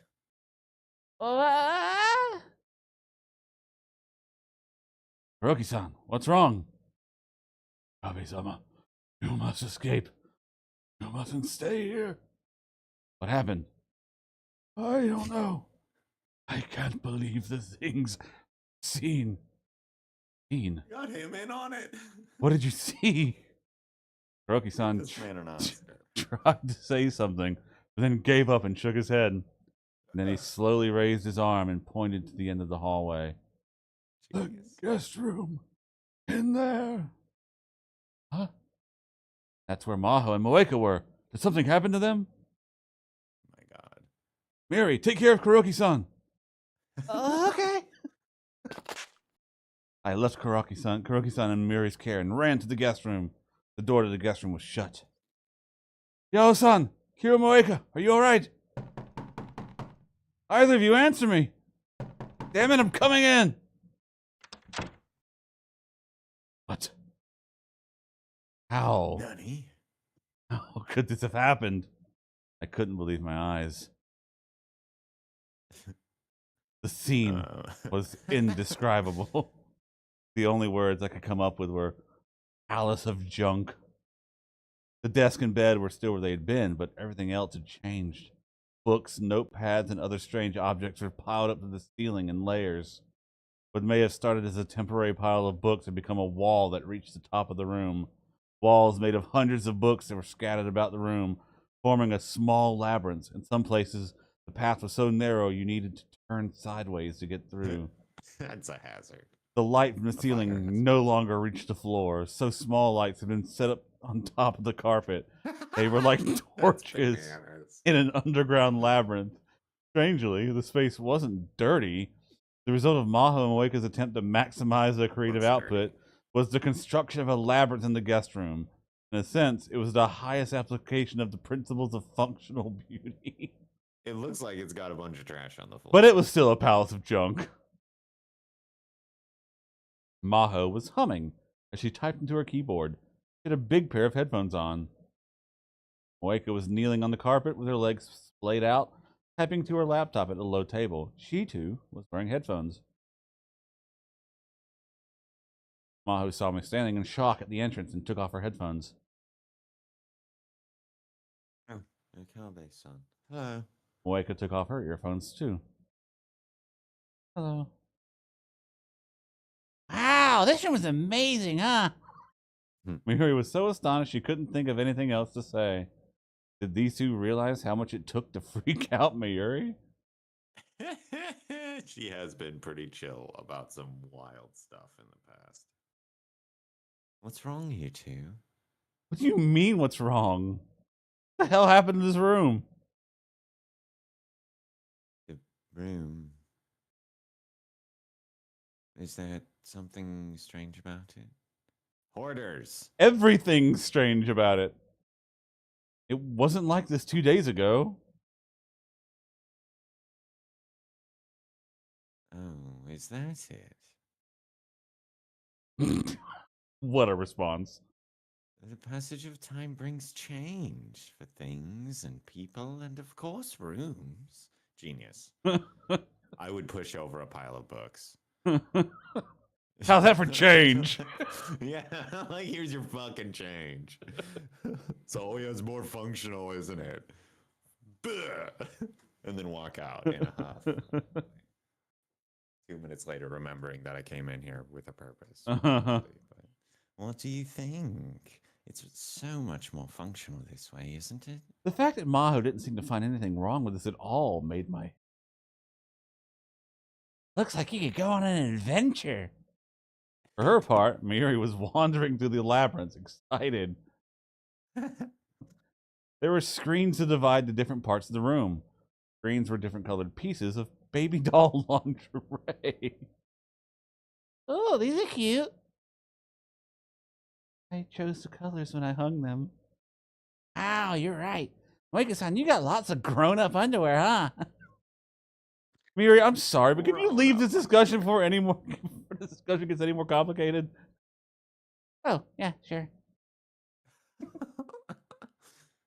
I tried talking to Maho Moeka, but couldn't get any useful information. When it came down to it, neither of them understood that this room was as messy as you could get. Everything they needed was always within arm's reach, so the two of them thought of it as a pleasant place to work and live. Yeah, I think that the art team drew a different kind of messy room. It's in the anime, it's much more accurate. Describing, yeah. This was definitely the reason why Ferris had come to me for help, and why Kuroki-san seemed to be on the verge of death. I thought it was a scam. Kuroki-san, the Akiha family's ultimate butler, had a policy of not letting a single speck of dust exist in a room. These two must have driven him over the edge. That explained the terror in his eyes. He'd probably tried to clean the room up when they first started living here. Thinking back, he had been acting strange when I came here 2 days ago. Okay. If this is what you meant, this is kind of cute. Yeah. But why did Ferris come to me? And I don't know why she told me to bring Mayuri either. Miyuki has a brilliant idea. Ferris-chan probably wants this room cleaned up. That's why she called Miyuki.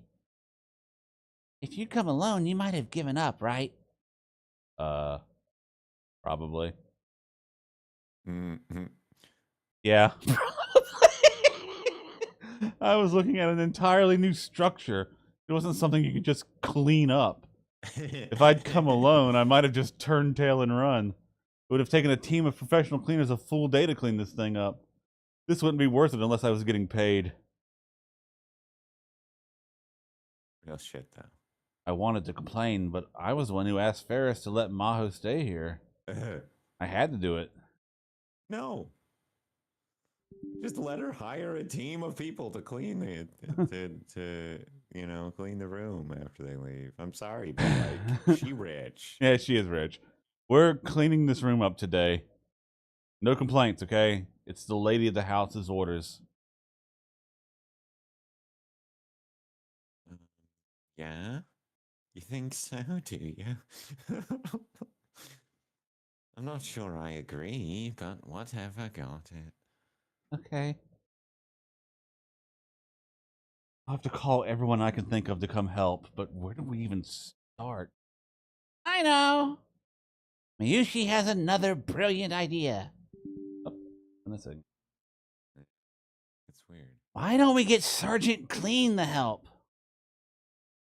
Sergeant Clean? I do not know who that is. You're gonna love it. What's that? Is it Brawny? Is it Mr. Braun? Sergeant Clean is very good at cleaning. Well, The, that makes sense. the You'd think messier they the would have gone room, past sergeant. the stronger their power level grows. Hey, you know them? Yep, it's someone you know really well. Someone I know well? Mary brought me through the lab, or more precisely, Yeah. the Braun Tube workshop on the first floor of the building where the lab was. Hey, Chan! Do-do-do. Do-do-do. Hello, Uncle Corin. Mary, is Nay your Sergeant Clean? Probably not. Yep, that's right. Wait, what? Nay Chan's really good at cleaning. She cleans the store and her home every day, right? Do you? I do. Daddy wipes down Braun tubes every day, but I do all the rest myself. Come to think of it, I'd never seen any garbage on the floor of the Braun Tube workshop. Oh, it's not that Daddy doesn't like cleaning. I just really love it. Whenever I see garbage on the floor, I feel like I have to pick it up. Mommy used to always say that a messy room indicated a messy mind. I see. But why Sergeant Clean? May's eyes went wide and her face blushed. Big Sis Mary? I told you not to tell anyone. Sorry, but we need Sergeant Clean's help. Of course. I'm not a sergeant or anything like that. I just get a little excited when I'm cleaning. It's true. Nay looked on me to be on the verge of tears. Well, a girl her age wouldn't want to be called sergeant. Maybe. Hey, Nay-chan, can you do it? Can you help Mayushi and her friends? Won't call me sergeant anymore? Mm-hmm. Yep, I won't. Then okay. I'll clean. I want to go to Miss Kitty's house too. Oh, but I don't want to go alone. Don't worry. Everyone will come with you, right, Okarin? Yeah, I'll ask everybody I can find. Okay, I'll go get ready. So wait for me. I'll go home and get the hat. The hat. Nay ran off The towards the uniform. station. That hat? What is she talking about? You'll know soon enough. 30 minutes later, Kabuki, Kaede, and Daru were the ones who answered my call. Bad call, guys. We met up with Nay and headed to the garbage pit that Ferris's condo had become. And then Sergeant Clean revealed herself before us. All right, maggots! She does actually have a drill sergeant's hat. I am Sergeant Clean, your drill instructor. Listen up until this room is clean. For sergeant energy. You are inchworms, the lowest forms of life on Earth. You people are not appliances. You aren't worthy of being called vacuum cleaners. Wow. You're only good for stretching out and squeezing up on top of a leaf. Because I am hard, you will not like me. The more you hate me, the more you will learn. I am hard, but I am fair. I am only interested in getting this room sparkling clean. Got it, inchworms? That's better, she says, than maggots. I would be able to respond to that. Mayuri. What is it? What the hell is this?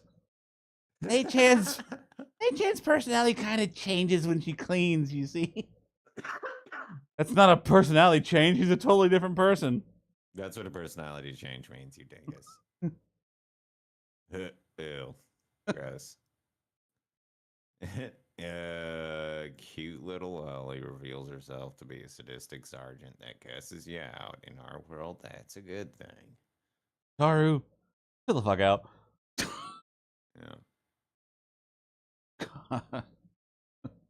Ew. I hope she. Nah, yeah, pass.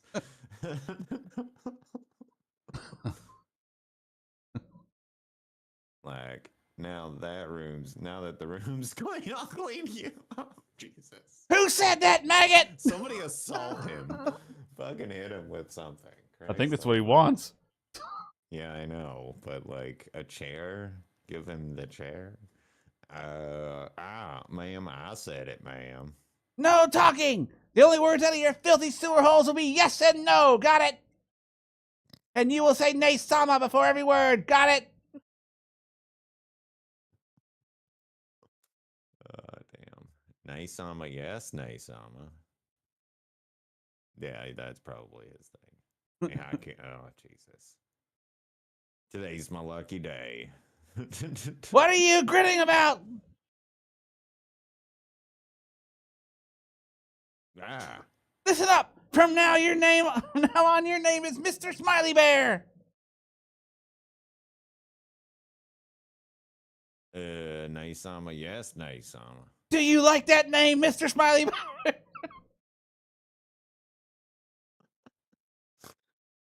Naisama, yes, Naisama.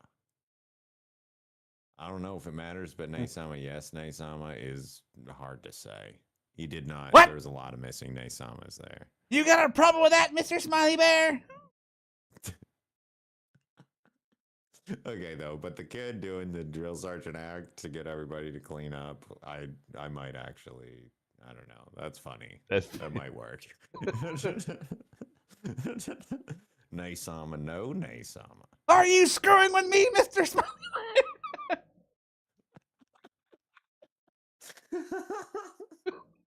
Like right up in his shit, Yeah. you know? Gotta be like, no, it's not. What the fuck? No, Naisama. No, whatever, Naisama. Now- No, Naisama. Now hop to it, Mr. Smiley Bear. I want you to wax the floor in the hallway 10 times in the next 30 seconds. Well, that's Hop just- to it. Go. 1, 2, 3. Naisama, yes, Naisama.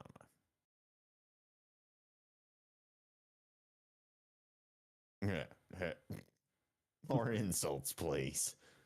At least one person is enjoying this, I guess. Maybe we were lucky that Yuki-san couldn't make it today. Kaede and Fubuki happened to be in Akihabara, so they had offered to help. But They are the only one clocking that. Like, seriously? But Yuki had work and couldn't make it. For the sake of the Hashida family's future, I was glad. Maho and Moeka had already given up on trying to match Nei's high energy and were taking their time washing the windows on the veranda. Okay, next! You, the pretty girls! Why is she here? What is the use? This is not beneficial. Right, me? Pretty? You think so? Tell me, why did you join my beloved corps? Nice. We just came because we were asked to. Yeah, what's going on here? It's kind of intense. I'm asking the questions here! Ah! And you will answer my questions! Naisama, yes, Naisama. Naisama, yes, Naisama. I'll ask you one more time. Tell me why you volunteered for my corps. Naisama, to clean Naisama. Naisama. Then let me see your clean face. Let me see your clean face. It's stupid. Naisama, yes, Naisama.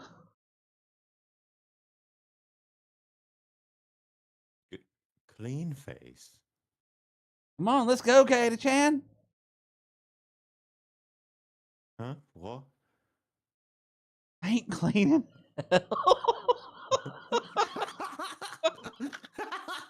Not bad. Not bad. That's funny line. Kabuki-chan's really getting into this, huh? Kuroshizama-san seems to be having a bit of a bad time. You two! Why are you talking? Take that big, turgid black thing down to the garbage dump. Sorry, turgid? Big, turgid black... What? Garbage bag, right? Probably. Yep, that's right. Now get to work. Naisama, yes, Naisama. Naisama, yes, Naisama. I can't hear you. You think this and clean this room like that? Ah! Put some damn energy into it! Louder! Neisama, yes, Neisama. And the rest of you, if you got time to grin, you've got time to carry garbage. It doesn't rhyme. Yeah. You could just say if you got time to lean, you got time to clean. Yeah, that's true. Like, we are Once- cleaning. Once that's done, we're polishing every doorknob in the house until it shines. Neisama, yes, Neisama. You will not laugh. You will not cry. You will polish tables, and you will be glad to do it. Neisama, yes, Neisama. Cleaning personnel. And so the sergeant kept us cleaning until late into the night. Thank you so much for helping today, Nya. I'm so happy, Nya. I was worried for a while, but thanks to you, I've recovered. I've made a special dinner tonight, so please enjoy. I'd like to ask today's hero, Nyan, to do the toast, Nya. Me? You're the perfect person to do it, Sergeant. Uncle Ocarin, you promised not to say that. You were just screaming at everybody for 3 hours. That was a different person. Oh, come on. You can do it, Nyan. Okay. You want to put on the hat? I'm not Nate anymore. He only care when I wear him the mask. Yeah, exactly. Nobody cared who I was. Thank you all for helping clean today. Cheers. Cheers. Cheers. It took about a half a day, but with Nay's help, we finished the cleaning. When Kuroki-san saw the clean room, he'd recovered and made us a huge dinner. Nay had seemed like a totally different person during the cleaning, but now she was back to normal. That seemed like maybe the dinner is probably at least as much work as the cleaning of the room, but what do I know? She was holding a cup filled with orange juice in both hands and happily talking to Kaede. So you can play the piano, Big Sis Kaede? Wow.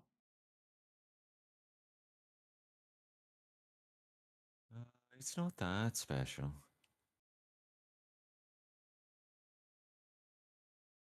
I'm more interested in music history. Interesting. I can only play a few things. Oh, that's amazing. Kaede's modesty was only setting Nay off even more. Kaede-chan, why not play a song for Nay-sama? The piano right over there. The small upright piano was in the corner of the living room. Perfect. I want to hear the piano.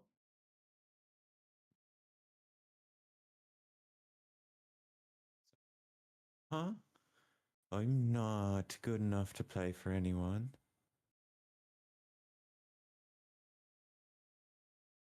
I can't play, so I know the piano would be really happy if you used it, yeah. Probably even tuned, yeah. Of course. Oh, yeah. I keep it tuned at all times. I was just gonna say, no, she's rich. It's been tuned regularly, I'm sure. I don't know. Okay, just one song. No one even argued with her. No one said, come on, please. She's like the one girl at karaoke night who can really sing. Well, I don't know. Already whips out the guitar. It's like a strumming acoustic guitar. I mean, I don't really like to do that. 3 bars Yay! Kaede sat in front of the piano and lifted the cover over the keys. I don't know. If I could play a musical instrument in public, Oh, yeah. tried to show off in different ways, so I get it. What should I play? Is it going to be Mozart? She seemed happy. She seemed happy. She stared at the keys and thought. What was it, K306? Something. I think that was. Yeah, something like that. I don't know. Maybe you know this one, Nei-chan. And then she started to play Chopstick.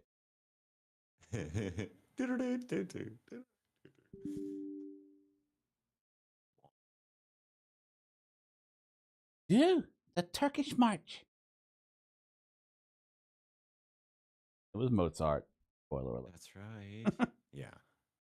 Her 10 fingers danced between the black. Specify her 10 fingers, huh? Her Yeah, 10 why? fingers danced between the Ooh, black just and ivory. making sure everyone knows she's not an assassin. No, like. And a cheerful melody filled the room. She'd been very modest, but it was clear that she had a lot of talent. As the song played on, the rest of the group stopped talking and moved to the chairs and sofas around the piano. And then Maho, who had been sitting next to me, suddenly stood up. Oh, yeah, because Mozart, she obviously Right. would have. Sound echoed throughout the room a little louder than she thought it would. Okay. Need to go.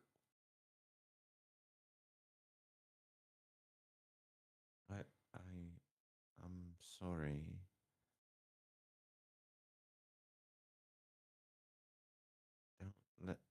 Don't let it bother you. You can all keep talking, okay? Maho kept standing up as if lost in. Yao-san, is something wrong?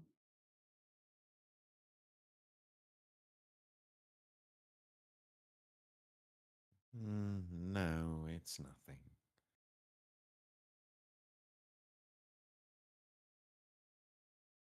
I forgot that I had to call to make for work, that's all.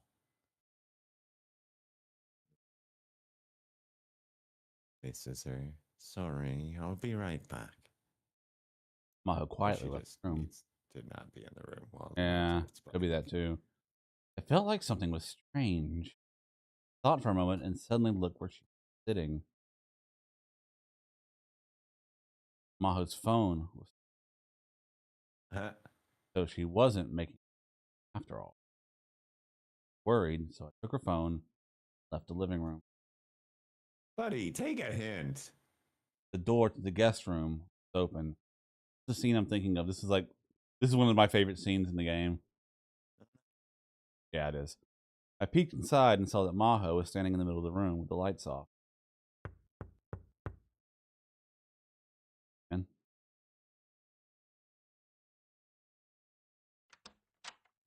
he didn't tell me no. Inside,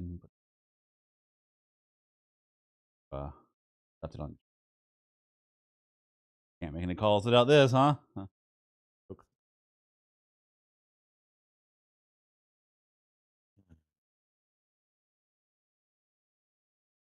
Thanks. I didn't realize I'd forgotten it. I got really upset, huh? That want to talk about it?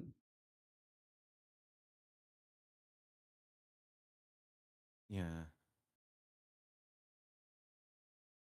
It's not that big of a deal, but maybe telling somebody would make me feel better. You know the title of that song she was playing? The Turkish March, right? Yeah, it's Mozart. More precisely, K331, Mozart's Piano Sonata number 11, third movement. Sonata, yeah, I was going to say, because I thought that was a movement within a sonata, but yeah, anyway. Sonata 11 has three movements, and the third, the Turkish March, is very famous. But I actually like the melody from the first movement more. And Karisu said she did too. I was just remembering that.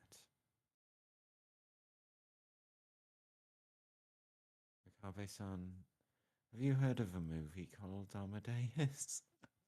Wasn't sure how to handle the sudden change of subject. It's I not. I know the basic plot about a musician who was jealous of Mozart's talents, right? That's right, Antonio Salieri. Was it a movie first? Must have been, I guess. In the movie, He is depicted as a man whose life is ruined by Wolfgang Amadeus Mozart. He has a bright future as a musician, but Mozart's God given talents made him jealous and drove him to despair. While everyone else was bewildered by Mozart's strange antics, he was the one person to see that talent underneath. The talents that gave him the name Amadeus, beloved of God, beloved of God. Salieri was a hard worker, and he couldn't handle the fact that Mozart's innate talent brought him fame. And finally, he drives Mozart to the brink. Drives him. In the end, he drives Mozart to his death. This is just in the movie, right? Well, I don't really know the details, but I have heard that there were some strange circumstances surrounding Mozart's death, and that he could have been poisoned. There is a theory that Salieri may have poisoned him. A month after Kurisu died, the school networks got a big update. Maho had jumped to another subject again. But has she really? And so we had to all pick new usernames. I picked Salieri without really thinking about it. I wanted it to go with the name of the AI, Amadeus. I knew that. I'd seen her log in once in Waco City's offices. But maybe there was more to it than that. More to it. I mean, Read The Room, my guy. Maybe I named myself Salieri not because of Amadeus, but because of Kurisu. I guess maybe you gotta let her say it. Maybe that's like why I'm bad at these kinds of conversations. To me, Kurisu was Amadeus. in other words, Maho recognized Karisu's talents more than anyone. At the same time, she was more jealous of her in the world, just like Salieri. Yeah, Hassan. I didn't know what to say. I could see Maho's shoulders shaking a little. Then, both Maho and I turned in the direction of the noise. Moika was standing outside the door, looking troubled. Oh my god, not okay. I'm sorry. Psychopath behavior. It's fine. Don't worry about it. Just looming spookily in the door frame there. What's up? We need to get Tanuji-san back home. You're right. I'll walk her home. Just give me a second. Yeah, son? You okay?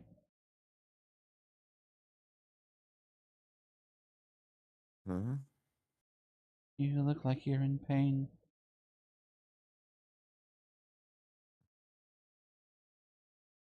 Yeah, I'm fine.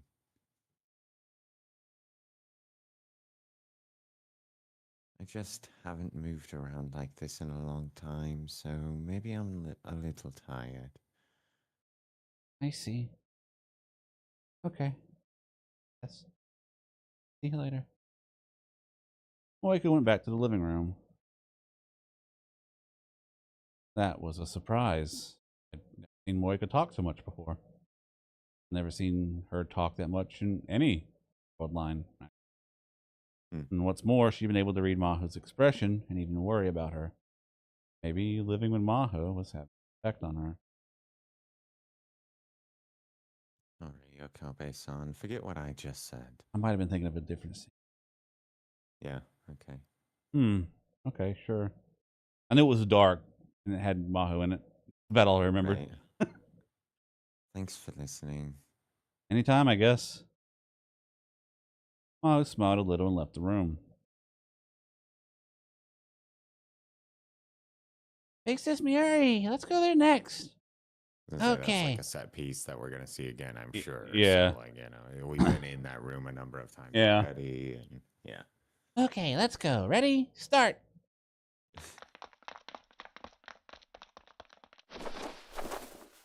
Yay, I win. Oh, I lost. You run so fast, Nate-chan. Both of you, it is not safe to run when it is this dark. It's fine, right? Look how well lit that street is. Right? It was getting late, so the cleaning party ended as soon as Nay left. Mayuri and I. Cleaning party. It was Mayuri and I had gone to get Sergeant Clean's help, so we were responsible for getting her back to her father, who would kill me if I didn't. Oddly enough, Maho had said she wanted to take a walk and came along with us.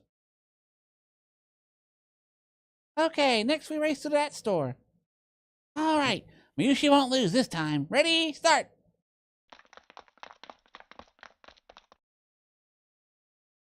Sheesh. Nay was more excited than usual. Was it because of all the praise that everyone had showered on Sergeant Clean?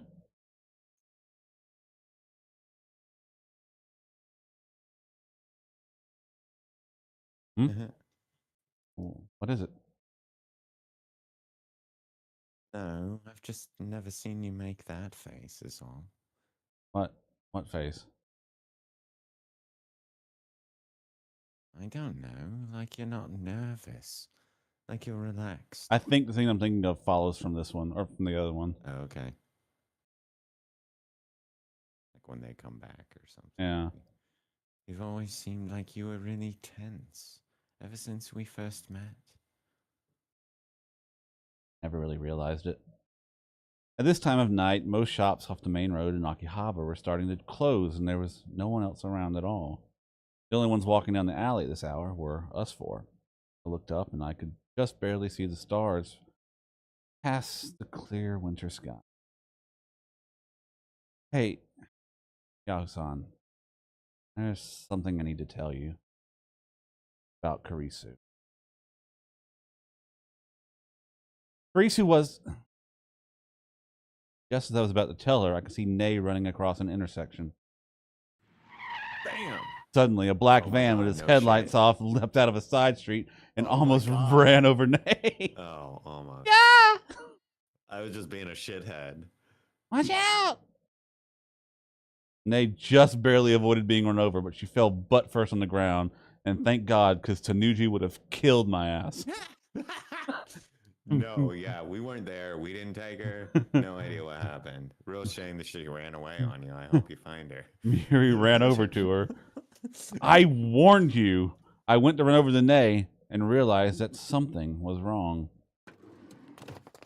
The black van's doors opened and 3 people got out. Oh. 2 were wearing masks and 1 was wearing a full face helmet. All of them had guns. Yuki couldn't make it to the cleaning. Freeze! They were speaking in English. What? Oh, that's you. Sorry. Shit. Ah! What? The time and place were different. Blam! But this was the same thing that I'd seen before. Flashback froze me in place. People with guns ignored Mayuri and Nay. They came straight for me and Maho. I decided they had to be after one of us. Maho this time. Run! I forced myself out of a flashback and grabbed Maho's arm and trying to force her to run.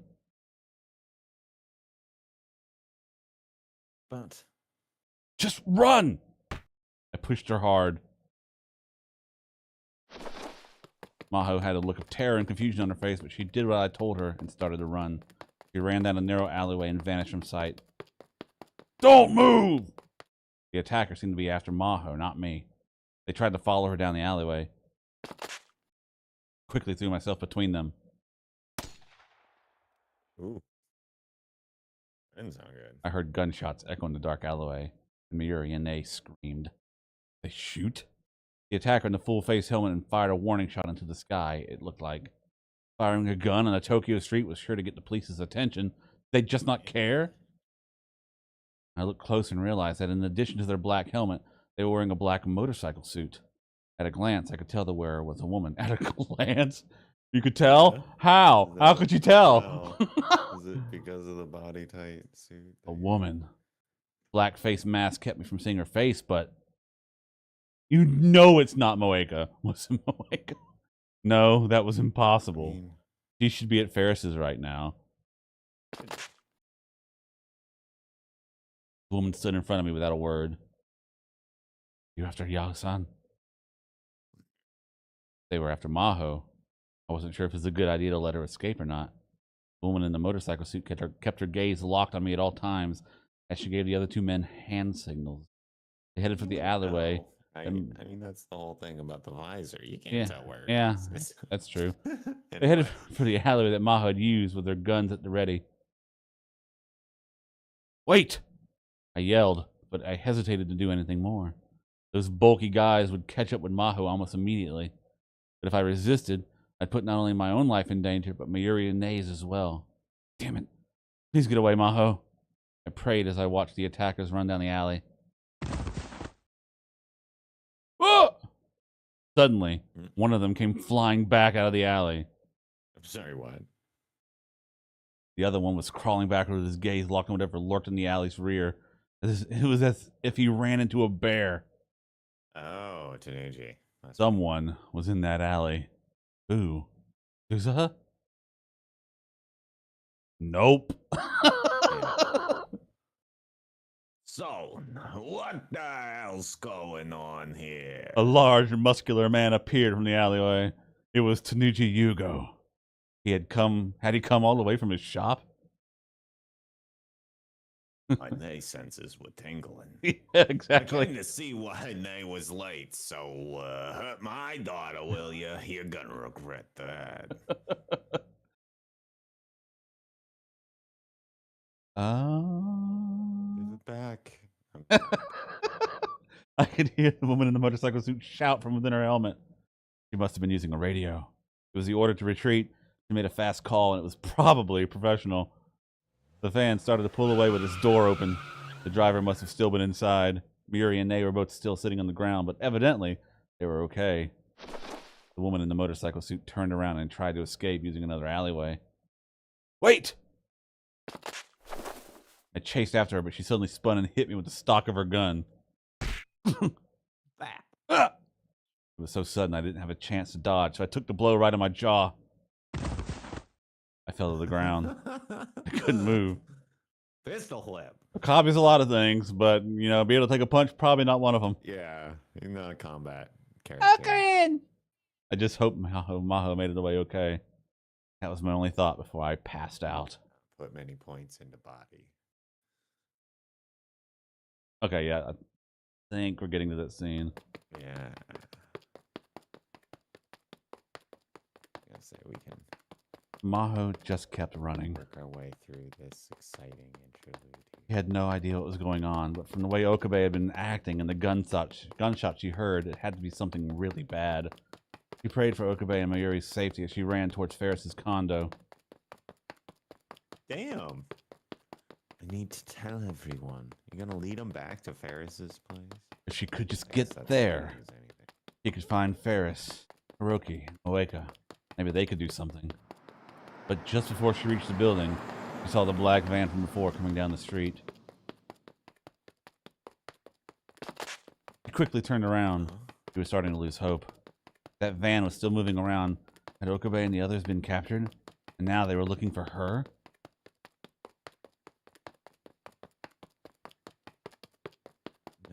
No, that can't be. She felt herself starting to cry as she raced for the...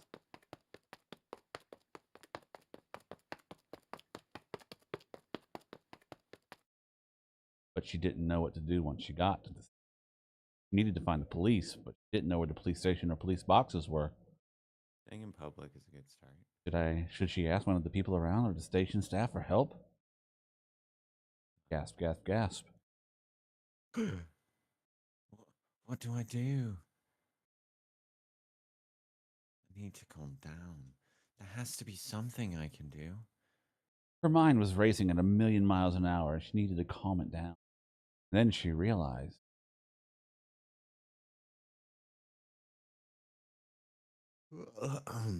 That's right, the phone.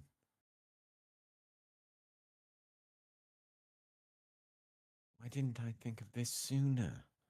He You searched the calling pockets. someone on the phone that you're carrying? She searched the Does pockets for she leave it clothes in the for her order? smartphone, and then, just in case, she checked her bag, but she couldn't find it in either place. You putz. Fucking left it on the goddamn, table or whatever, wherever Okabe put it down. Boy. They were they were back. It was that same black van that was driving around this area searching for her. She quickly hid behind a nearby coin-operated locker. Why? Where did my phone go? Did she drop it when she was running? She retraced her steps from before she left. Oh. And then she realized, talking with Okabe just before condo, Womp womp. after she lied about having them make a call, Okabe had brought her the phone. Then she Yep. left it on the desk. On the Probably desk. still Not the there. table. Oh. It's my life. Yeah. Ah, shit. That's there. It's exact. I'm already here. I'm 20 minutes away now, or whatever, Now I'm screwed. She That's would right. I need have my to phone get to the back. police somehow. Maybe she should run into one of the stores. Several of them were still open.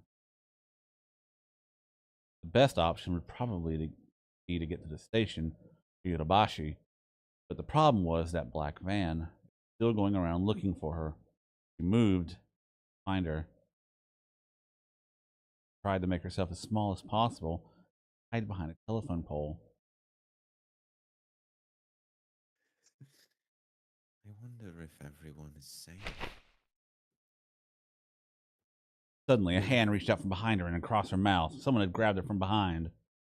Fuck that. Tried to yell and rip it off, but the hand wouldn't move at all.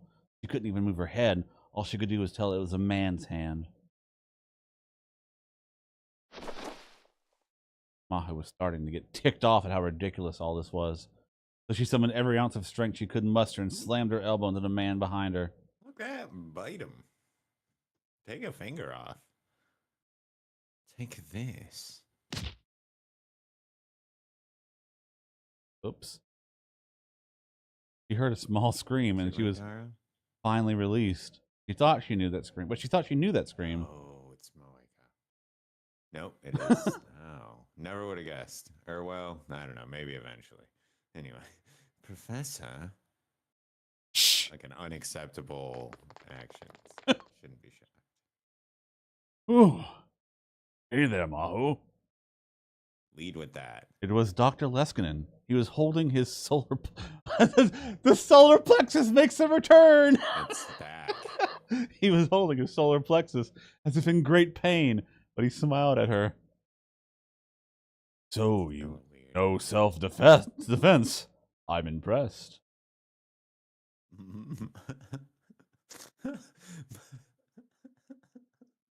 Not an okay line, man. Not an okay person. Do not trust him. What are you doing here? Probably the same as you. I was doubt enjoying that. dinner with Mr. Izaki until a moment ago. We decided to end the night by going to a maid bar when we were attacked by armed men. Me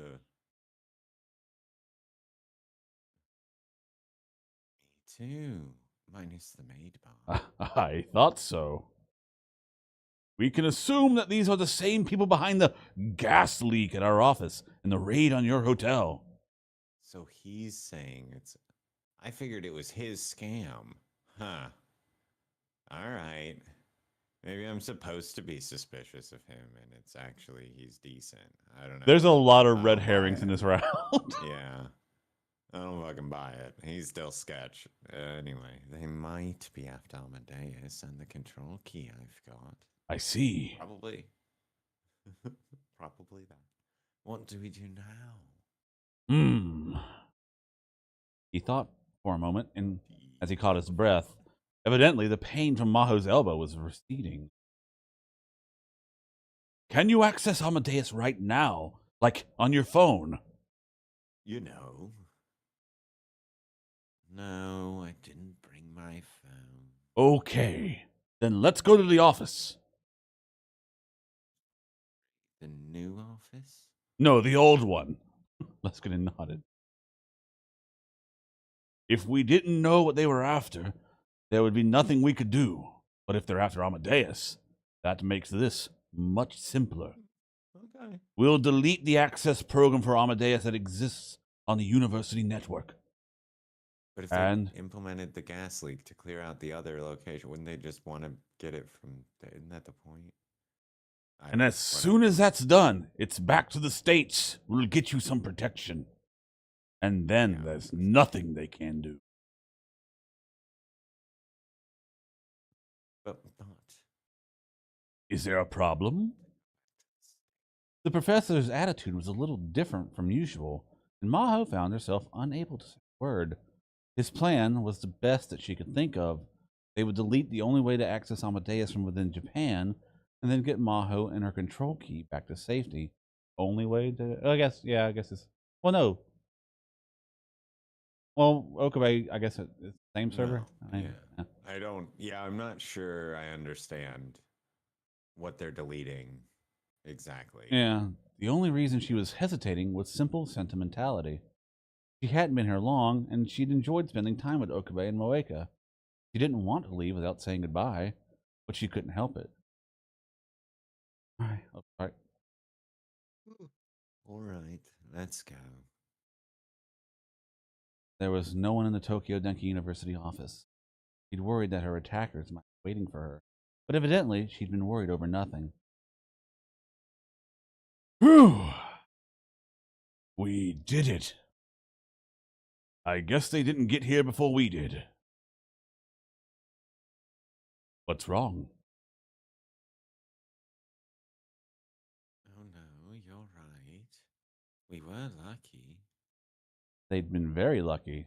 So lucky, in fact, he was actually feeling nervous. This sketches me out. If they were after Amadeus, wouldn't they have come here first? Why would they do the gas leak thing if it wasn't to gain access to that building? This was only a temporary office that had been picked a few days ago. Maybe they didn't know about it yet?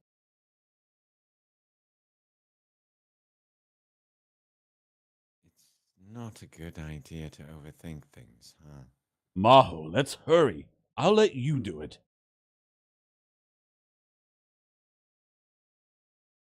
Okay. She quickly booted up her laptop and opened the login screen.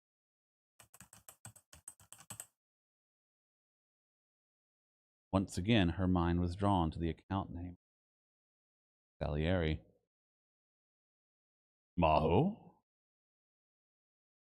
The professor noticed her hands had stopped and urged her on. If it's difficult, do you want me to do it? He must have thought she was still upset over the attack, but she shook her head and got to work. Sorry, I was just thinking. For the past few days, I've been thinking about Kurisu and I. As she typed at the keys, she explained things to Dr. Leskinen.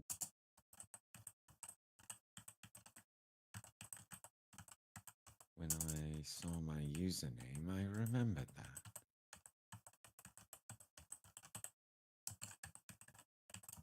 To me, she was Amadeus. Isu was Mozart? I see.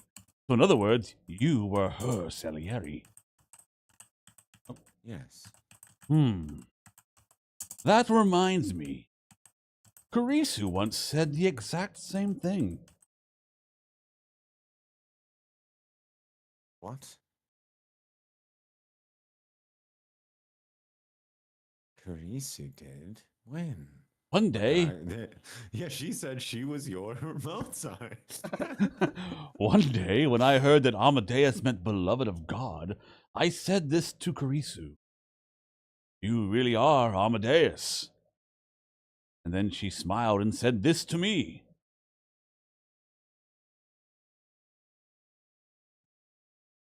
If I'm Amadeus, oh my god, then Maho is Salieri. That's not okay. I would have assumed she said the same thing meant the opposite of that. Kubrisu said that? That's right. That's kind of fucked. Actually, it's a bit self-aggrandizing. Putting yourself on the same level as Mozart? Kurisu? Maho's mind went blank. Karisu said that? What did she mean? Maho, are you okay? You look pale. No, I'm fine. Keep working. Maho felt a tempest raging within her mind. But for now, she needed to focus on the work in front of her. She could think about things later.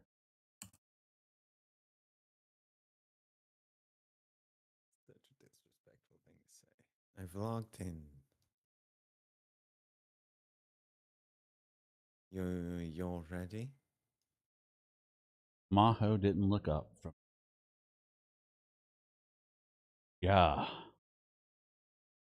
Dr. Leskinen hesitated. Oh. We're not deleting the real Amadeus. Just finish this up. Yeah. I'm temporarily deleting the access program for Amadeus' systems. Ooh. There's no need for that, I'm He's like, assuming. Huh? she heard a voice from the entrance of the room, and then a bang.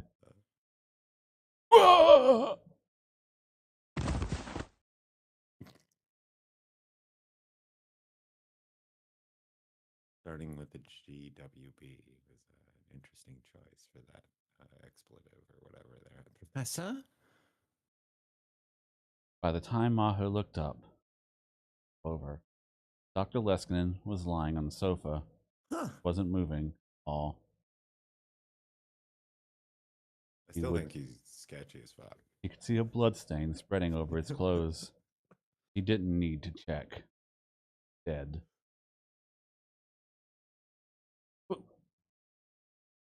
What did you do? Don't move. You were wrong. I was wrong. You're right. I should have. It was like one of the other options on the table here. They did red herring you on purpose, obviously. Now they're going to explain that she actually injured her arm, like helping at the soup kitchen or something.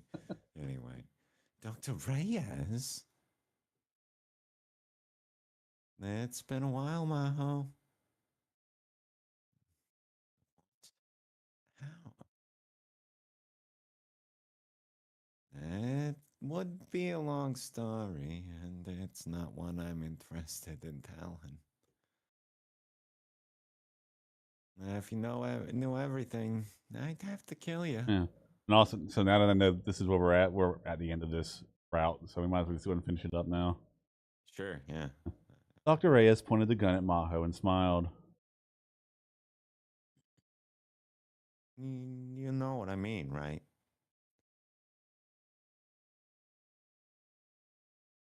Means there's a way to avoid you killing me, doesn't it? I love smart little girls.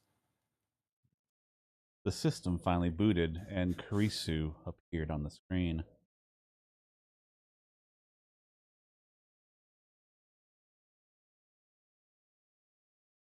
Maho, what's wrong? Karisu was extremely perceptive. She could tell that something was wrong just by looking at Maho's face. Dr. Reyes smiled.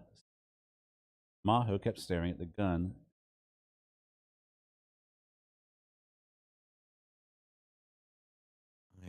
in big trouble. Tell her what's going on. What? Is that Dr. Reyes? Yeah, that's right. Also, fine. The final scene of this route is you talking to yourself. Yeah, Don't I was think just gonna say okay. So yeah, I get to do the finale, juggling, just me. Okay, cool, cool. I got narrator. Maho Yeah, spun the that's true. laptop around on the table so that Kurisu could see the entrance. Dr. Reyes, that gun. It's from the future. Uh, Dr. Leskinen was killed. She shot him. What? Kurisu was too shocked to speak. Dr. Reyes, do you know what you're doing? Your career is ruined. You know that. I'm not even a real doctor. I don't think I can pay for my retirement on a professor's salary. You know, I've had trouble. I've had trouble finding a man, right? I mean, you say that, but do you really? I guess, apparently. So I decided to take a better paying job. That was enough for Maho to understand what Ray was after. It's all about the money. You're trying. Oh, wait, no. You're trying to use Amadeus for military purposes, aren't you? I mean, or whatever the highest bidder will use it for, honestly. Who cares? I'm not answering that. I told you, if you knew the whole truth, I'd have to kill you. How can you say that when you just killed Dr. Leskinen?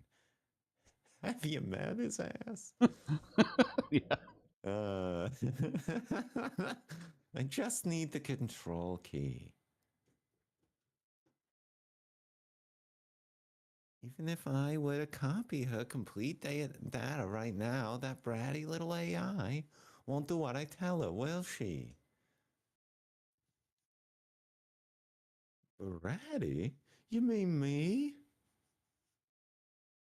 That's the nicest way of putting it.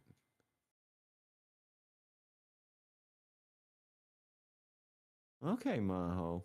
Unlock Karisu's secret diary. You know what I mean, right? Input the control key. Unlock Amadeus's inaccessible storage area and give me administrative access. Once you've done that, I can do the rest myself. You're gonna have to put the gun down to type. And if I refuse, That's a cold line. you get to see the professor. Oh, whoops, wrong voice. But you get to see the professor again. That is a Reyes cold line. waved the gun a little from side to side and pointed it to Dr. Leskinen's body on the sofa. And what's to stop you from pulling the trigger after I give you the control key? Nothing. You'll just have to trust me. But let me say this. If you don't give it to me, there's no reason for me not to shoot you. My boss said needs someone to maintain Amadeus. If you're thinking of changing jobs, I can introduce you. Maho glanced back at the laptop. Risu was staring at her, worried. Senpai, now hurry up. Huh?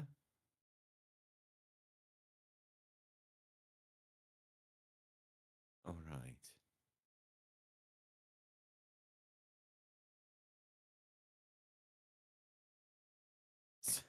Senpai. Kurisu.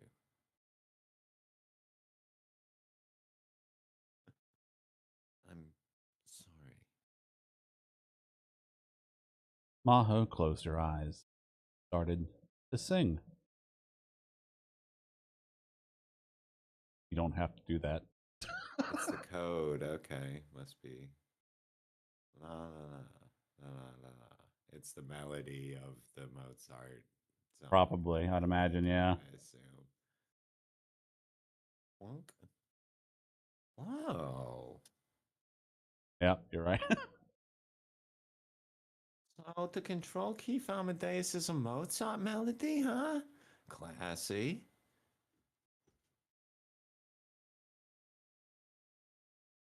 It happened as And it soon continues. as she finished singing. The expression disappeared from Karisu's face, and the background on the display turned red.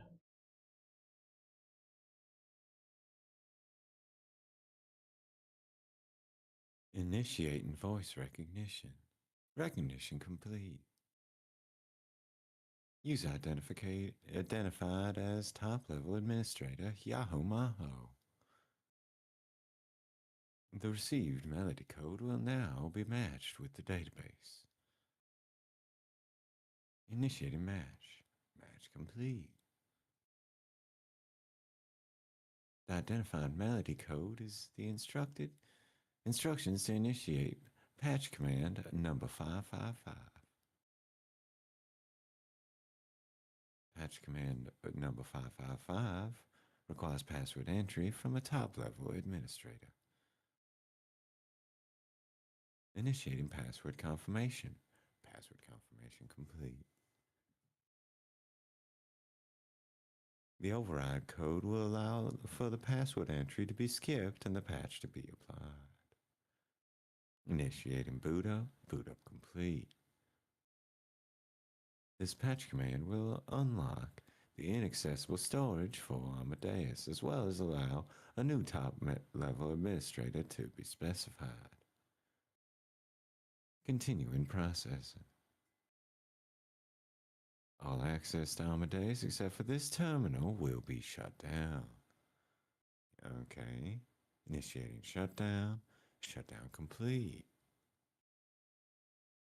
All access to Amadeus except for this terminal has been shut down. Continuing processing. All executing processes will now be shut down. A10 nerve circuit logic will be shut down. Initiating shutdown. Shutdown complete. Prefrontal cortex emulation component will be shut down. Initiating shutdown. Shutdown complete. Parahippocampal gyrus neural net subsystem will be shut down. Initiating shutdown. Shutdown complete. Pseudo optic nerve circuit systems 1 and 2 will be shut down. Initiating shutdown. Shutdown complete. Pseudo-oral nerve circuit system will be shut down. Karisu read the messages in an emotionless voice at the same time as they flashed on the console. Initiating check. Check complete. Amadeus' core framework is ready to be restarted. Continuing processing. Next, please specify the new top-level administrator. Awaiting entry. Maho looked at Reyes.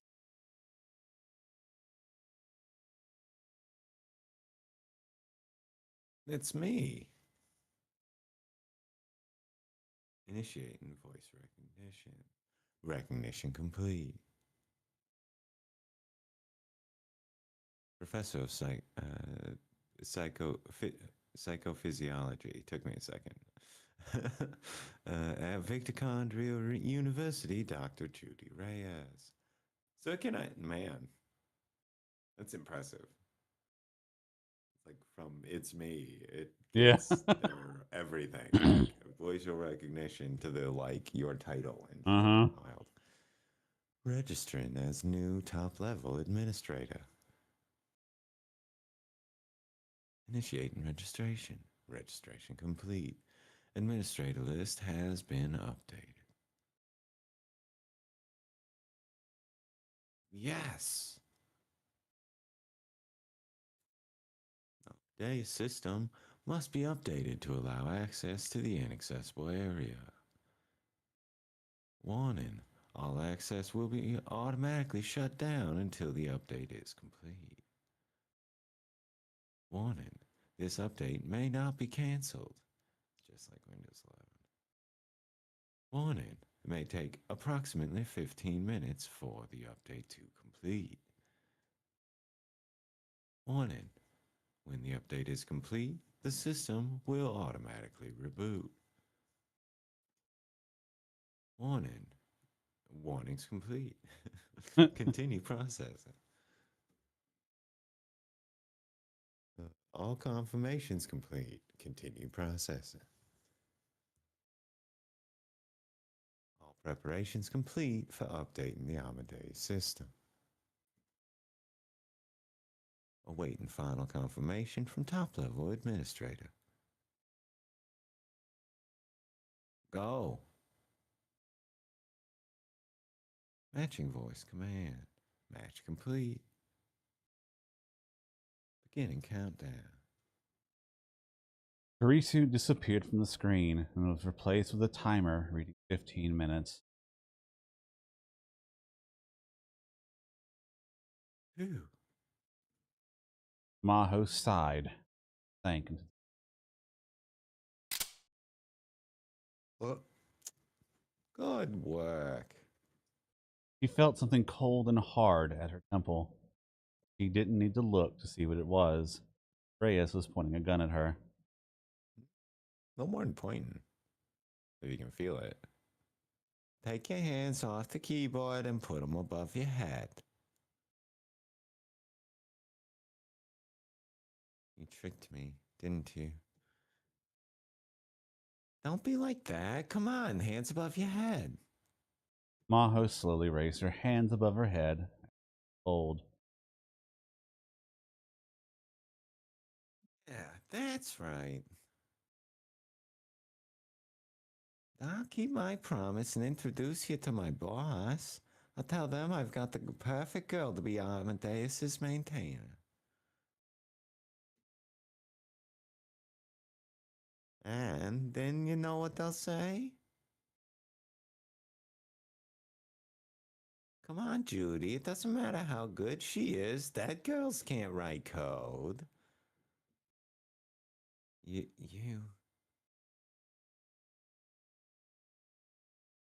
you have no conscience at all.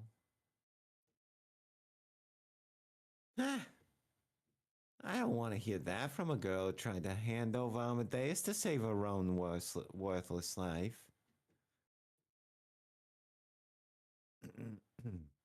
Oh no, not tried. You already did, didn't you? Once the reboot is complete, Amadeus is mine. Carissa will be my slave.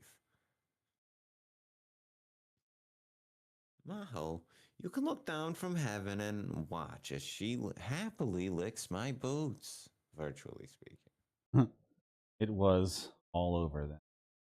Maho slowly closed.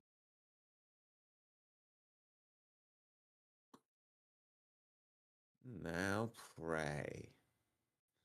Maho squeezed her eyes tight. Prayed. Please, God. I know you're probably mad that I'm asking for your help after all this, but give me a chance. Then she heard the sound of a door being flung open and opened her eyes. The door that led out to the hallway was now open, but no one was coming in. I told you not to let anyone in. Reyes was angry, but there was no answer. Reyes raised a gun at Maho's temple, just a little bit suspicious. Then something came flying in from the hallway.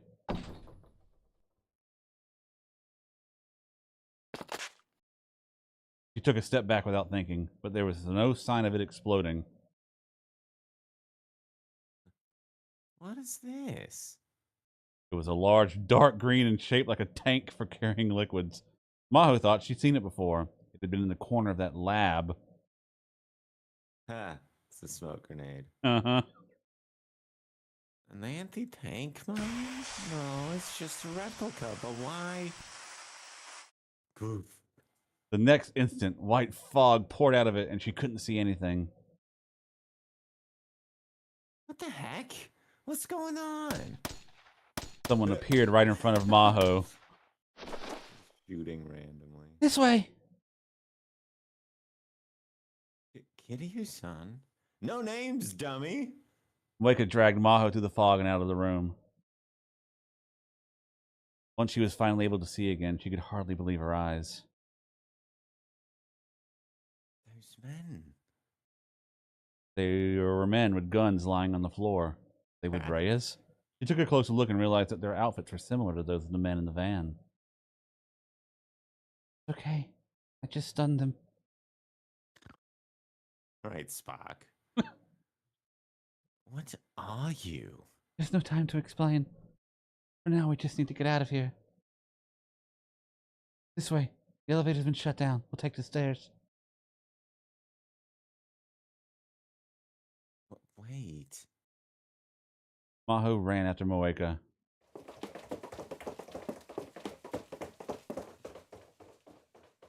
What are you doing here? Okabe-kun told me. Ass. Oh. Is he okay? As they ran in the hallway, Moeka turned around and nodded slightly. Amadeus got in touch with me via Okabe-kun. Huh. He told me that you were here. Kurisu told you?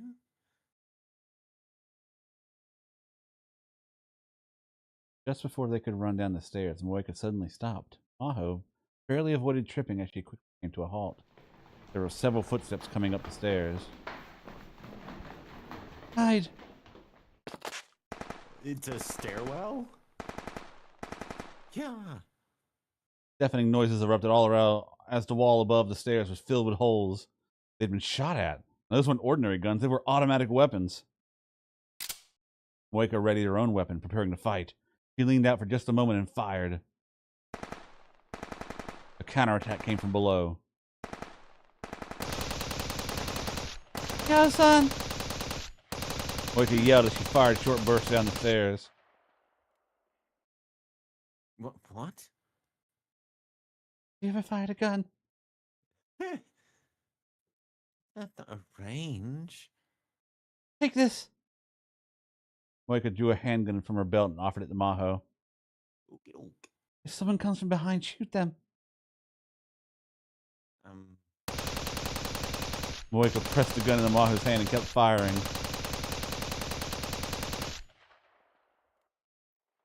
It felt heavy. It was a Colt government model. She fired it many times at the range. She held the grip with her right hand and flipped off to safety with her left. And then she tried to pull back to slide and realized that her hands were shaking. It was no good. She was too scared to shoot. She knew it was pathetic, but she lowered the arm that was holding the gun. It was kill or be killed right now. She knew that, but she still couldn't do it. She wasn't brave enough to point a gun at someone. She didn't want to survive that bad. Kurisu. What was it for Kurisu? When she was facing death, did she still try to survive? Did she do whatever she could think of to cling to life?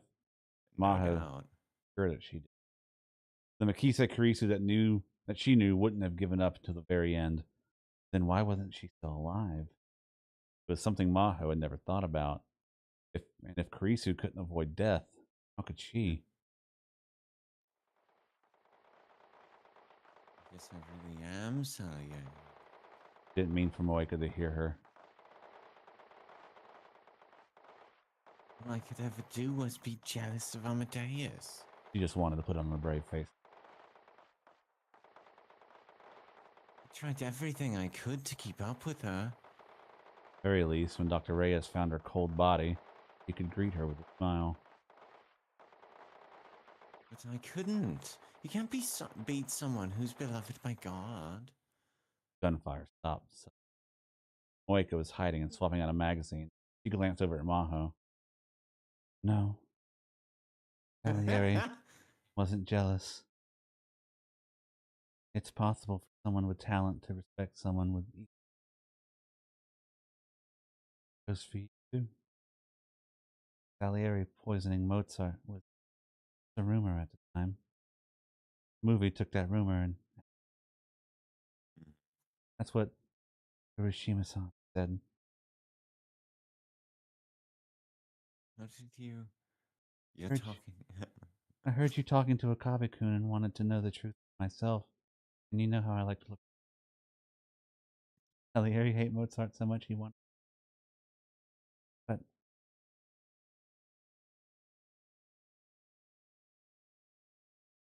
I don't think Salieri was jealous of Mozart at all. There's a letter that he wrote 2 months before Mozart died. In the letter, Salieri praises Mozart's magic flute opera highly. I think the two of them respected each other a lot.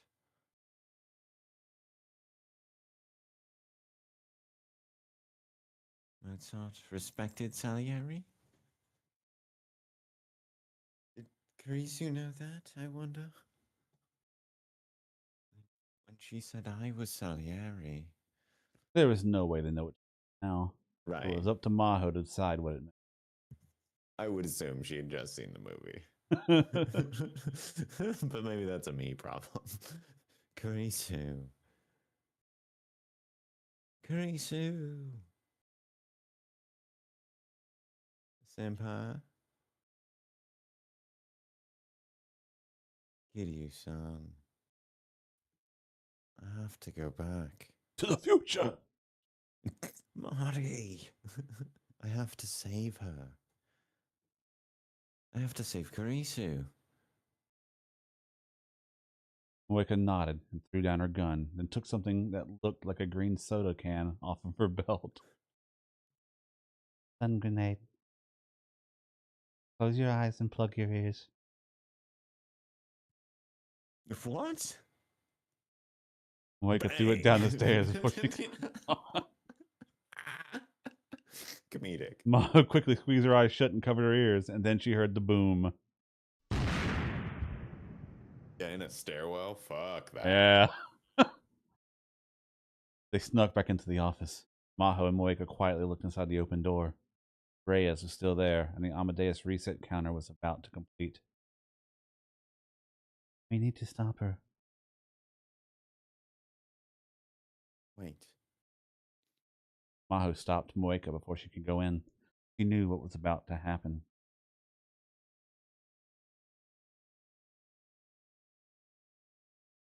Reboot complete. Booting Amadeus system. Do you know who I am, Karisu? Reyes began to talk to Risu. Her face was completely expressionless.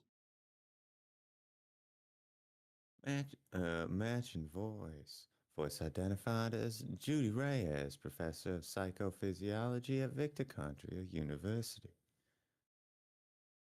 Yes.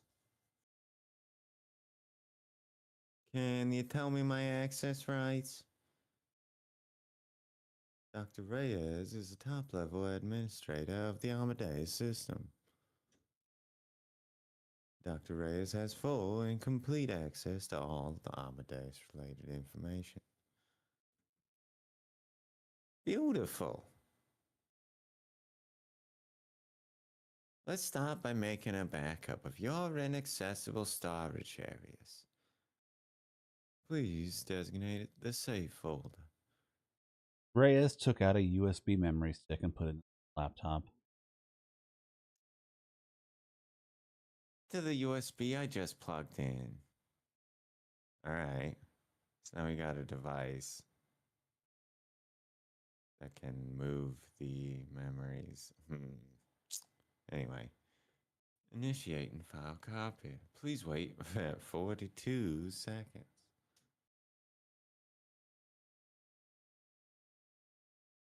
Yes. Reyes's face was flushed with excitement. Moeka looked at her, eager to rush in, but Maho still shook her. File copy complete. Reyes hurriedly moved to take out the USB memory stick. But Did you really think I was going to say that? Come on now, you can't fit a whole brain on a USB drive. suddenly, Risu's mechanical, emotionless voice suddenly regained its humanity, and she was clearly pissed off. What? A Mozart melody was the control key? Come on. How dumb do you have to be to believe that? How's Maho supposed to do the updates at the lab then? The professor would have recorded and played at every party. But what? Moeka's eyes were wide with surprise as well. Maho grinned at her. She'd known this whole time. Come on. Bright blinking displays, all that crap. Come on. Yeah, you're kidding me. Exactly. Finally, you're catching on. Nope. Of course, there's not a single byte of data on that USB drive. Because that's the whole thing. I can tell you to fuck off if I want to. That's like the point. But all those system messages. Called improv, bitch. Yeah, right? Oh, those? Just a little old thing I picked up from a BIOS. I just made them up. None of them were real. You made them up? There's a lot of them. You had each of your eyes individually. Once my host started singing, I knew what was up. Interesting.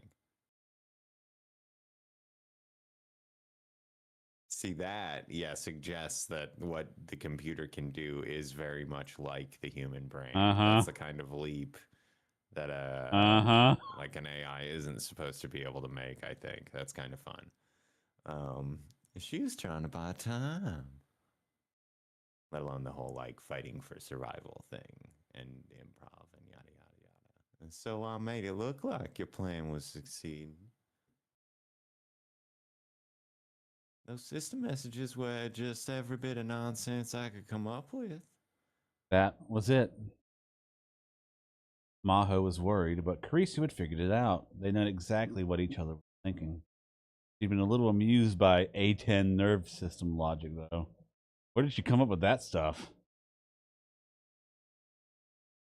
And why'd I have to read the output when the console's right there? It's really silly. It's in a sci-fi movie. How inefficient can you possibly get? Hey, how does it feel to know you get totally, hey, how does it feel to know you totally got conned? Huh? How does it feel? Schmuck. Reyes grabbed the gun off the table and leveled it at the screen in anger.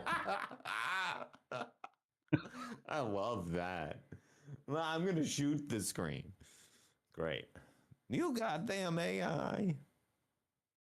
It was time. Maho nodded to Moeka, then went inside with her gun raised. Okay, she's threatening the computer. Quick. uh, that's enough. As Reyes turned around in surprise, Maho leveled the gun at her. Moeka had her gun drawn too, which made it 2-1. Ah. Reyes, give me the gun. Maho, didn't you hear me? Oh, wait. Whatever. Didn't you hear me? Give me the gun. Then put your hands above your head. Reyes glared at her in rage, but slid the gun down to the table. Then she slowly put her hands above her head. Maho's gaze met Carisu's for a moment. Their eyes met, exchanging a secret smile and a glance despite their motionless.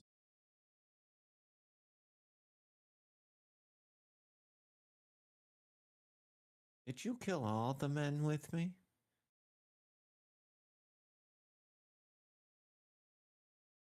If you haven't, you should hurry. They'll be here soon. Reyes was right. Stun grenade had neutralized them, but it wouldn't last forever. Oh, that's it. That was all that. She didn't kill everybody while they were stunned. I just assumed that was the plan. I'll watch outside. Moika headed for the door. Maho turned back to Reyes. Tell all the men below to surrender.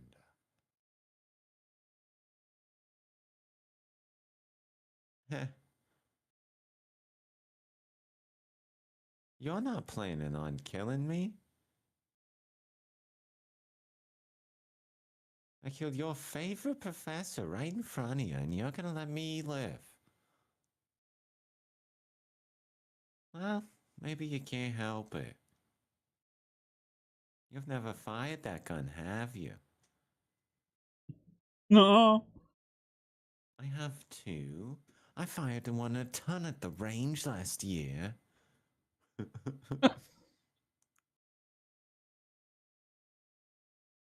That's what? Uh-huh. I knew it. You've only handled the old models.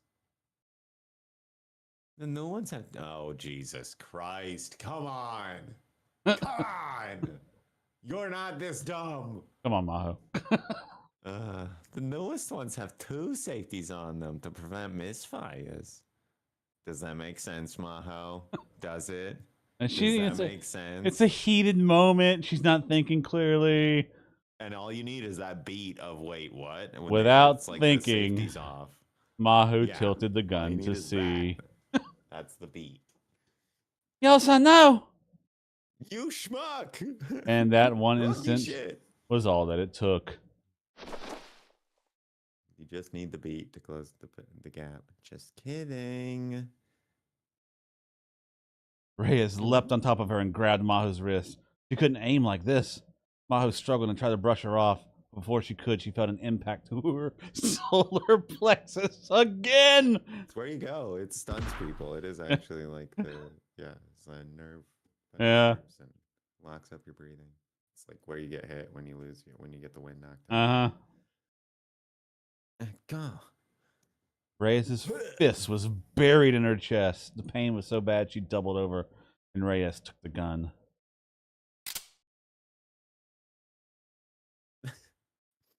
The tables have turned. She pointed the gun at Maho, then turned her bloodshot gaze to the entrance of the room. Yo. You're around, right? Put down the weapon and come here. Moika put her gun on the ground and came back into the room. Get on your knees and put your hands in the air. Moika didn't resist.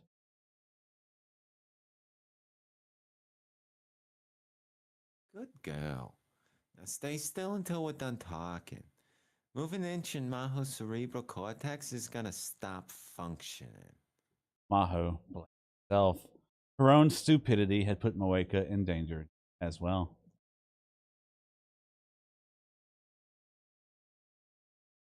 You guys had it. You just had it, and then you fucked it up. You had it locked up. You blew it. Okay, Maho, this is your last chance. Tell me the control code. No. Oh, sorry. No. Do you want to die? Not particularly. Shoot me.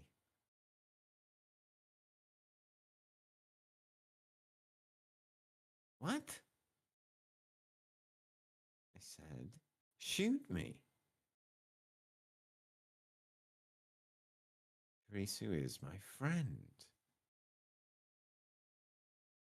She's my best friend in the whole world. And I'm not giving her to you.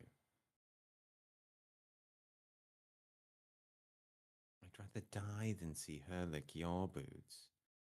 Again, metaphorical. Metaphorical. Yeah, she doesn't actually have the equipment required for licking, presumably. Anyway, I guess. Maybe the robot's coming. I see.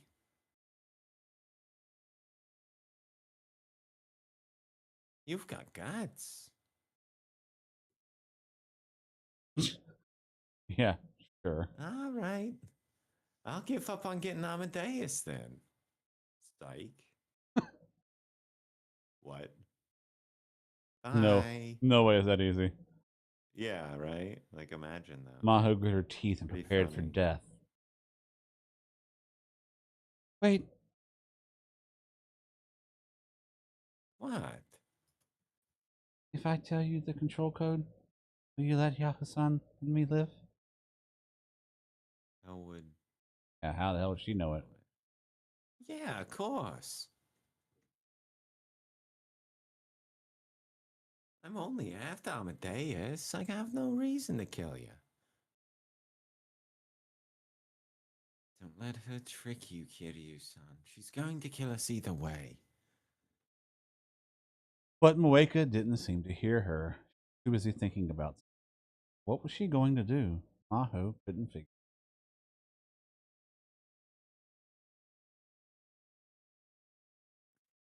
Amadeus, prepare for control code input. Interesting. Oh, unless Karisu told Moeka the code. Yeah. Sir, Alt. Oh, shit. God doesn't play dice. What? How do you know that? No way. Alt.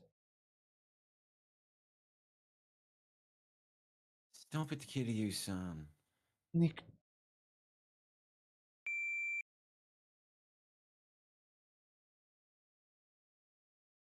Control key confirmed. Shift into emergency mode.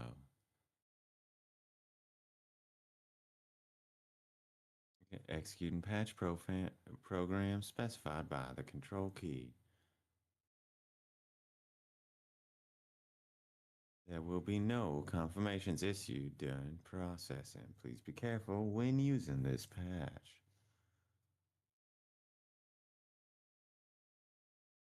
Awaiting top level Administrator Yahomaho's orders to execute process.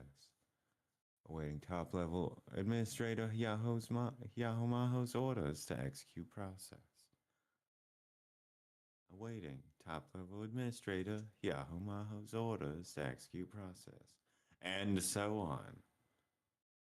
Amadeus's And mechanical so on. voice filled the room.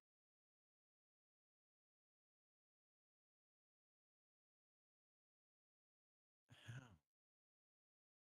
Reyes's lips curled up into it.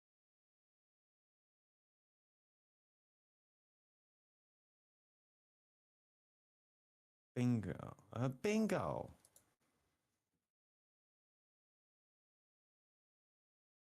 I guess you shouldn't underestimate the Rounder's ability to gather information.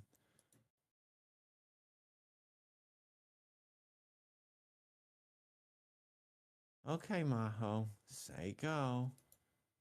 No, no, I can't. Say go, Yaho-san. Need to. Want to survive.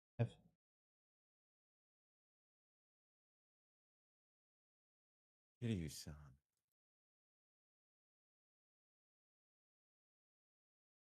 I can't do it. Say it.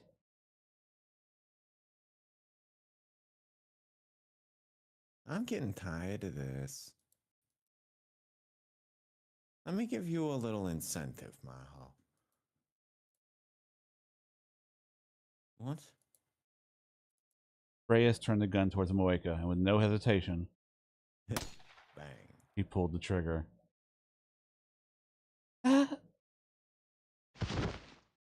Moeka fell on the floor with a bullet in her eye. Kiryu son.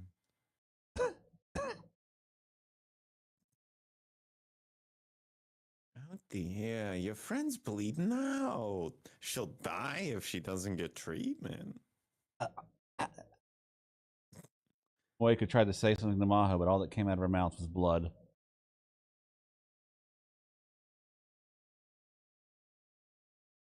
Kiryu son.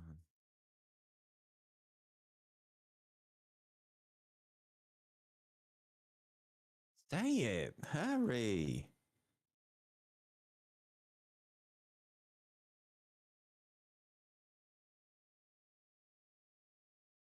Soon.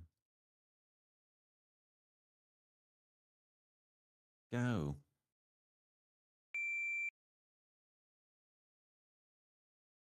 Command received from top level administrator Yahoo Maho.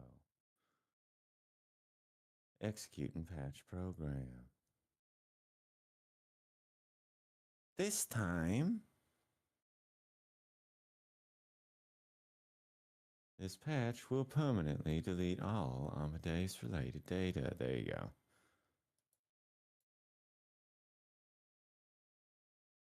Huh?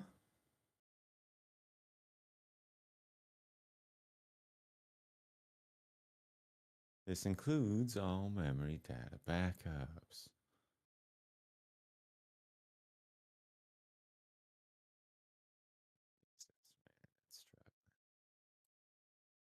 What? Locally stored decryption keys will be deleted and rendered inoperable as well. It will take 15 minutes to complete the deletion. Beginning deletion.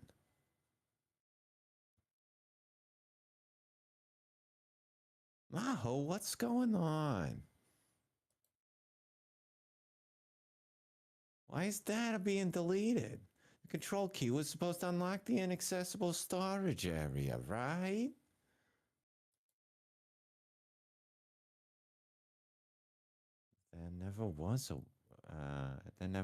There was never a way to open her secret diary. What? Of course not. Any idiot could figure out that Amadeus might be abused for military purposes. And I couldn't let that happen. So I made a part of Amadeus that could never be accessed from the outside and surrounded it with an invincible wall. Even I, its designer, couldn't get over that wall. It's a wall with no entrances or exits. Invincible, right?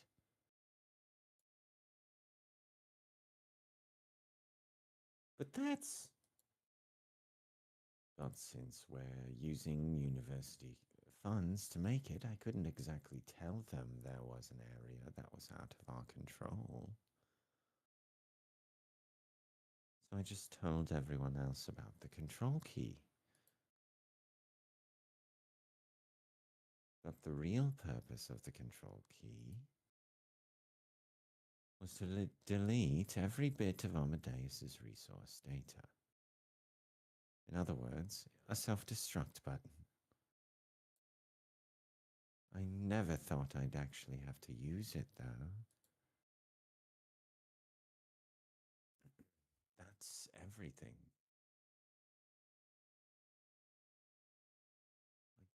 I don't have any other secrets. Are you satisfied? You little bitch. Reyes put the gun right between Maho's eyes. Maho didn't look away. If you're not gonna help, then you can just die. Yeah. Always confirm your kills, dummy. Uh-huh. You damn rounder. Reyes fell on the floor. She'd been shot by the dying Moeka, who was still lying on the floor.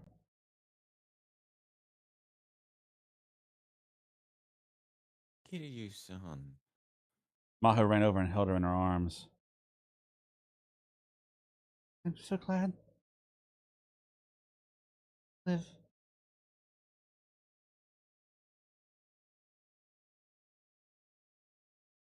Kiryu-san. What you told me before. So happy. Someone could take your place. Someone's better than you. So what? Because I'm me, not someone else. Goes for you.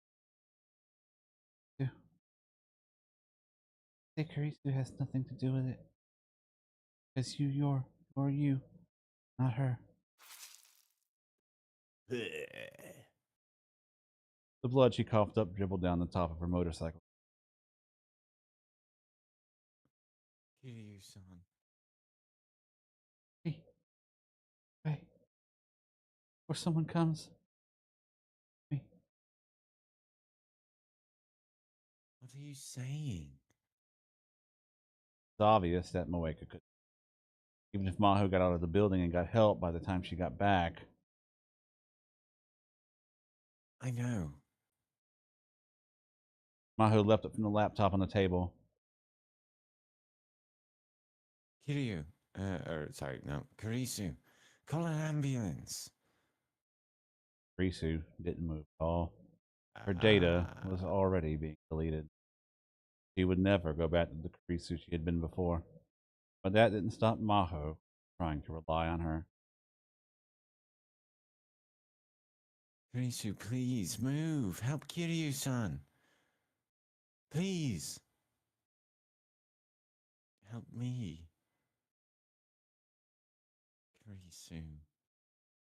And then, the coolest part of this fucking anime and game. Uh-huh. Senpai? Senpai, why are you crying? Huh? Maho looked up, face covered in tears, and saw that Karisu's expressionless face was gone, replaced by a gentle smile. Karisu? Don't cry, Senpai. Come on. Wipe your tears.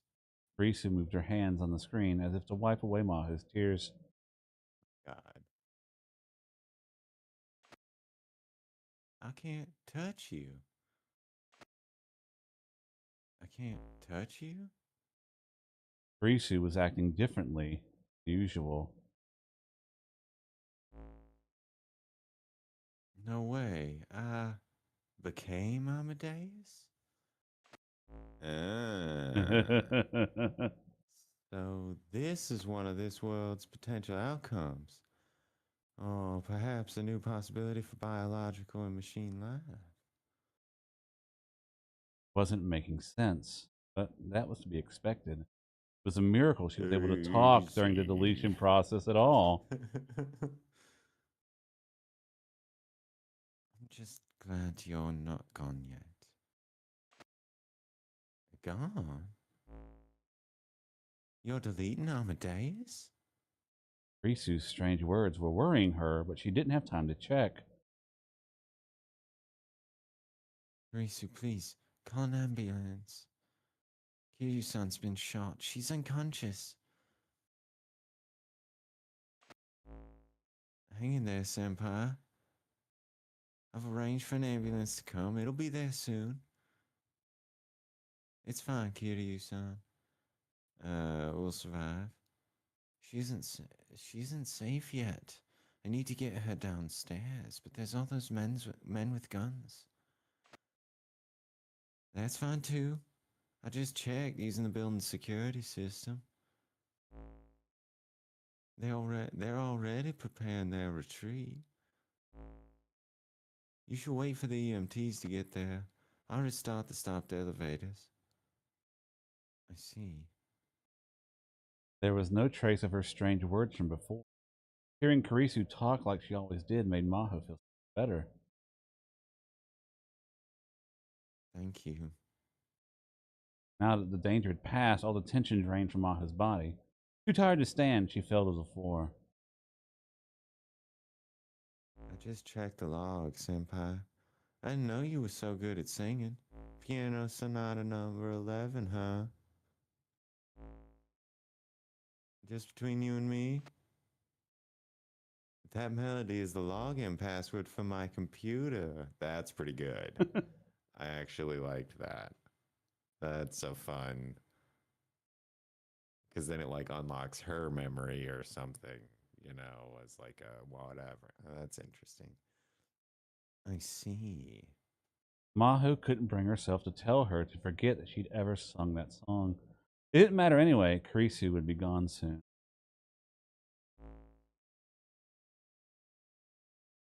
Senpai? Karisu's voice changed a little again. You could hear a bit of tension in it. Please don't ever forget what I'm about to tell you. It was very important. Maho could see the countdown timer displayed right next to Karisu. There was less than 60 seconds left.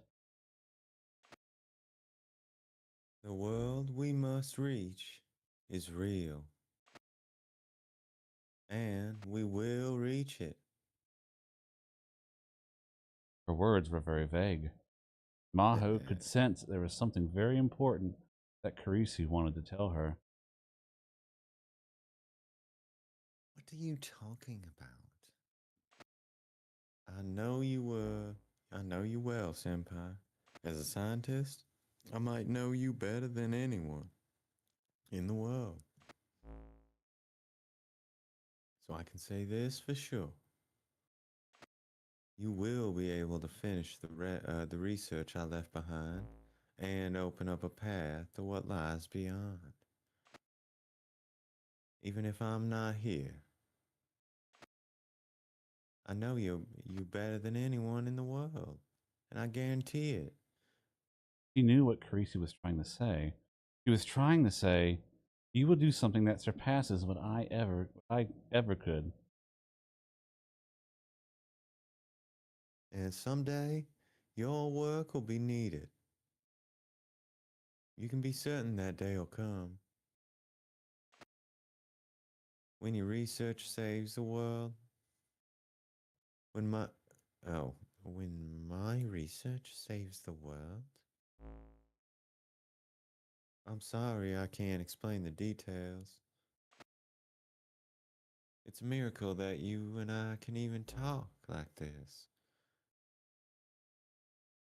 I know miracle isn't a word that scientists are supposed to use, though. Are you Karisu?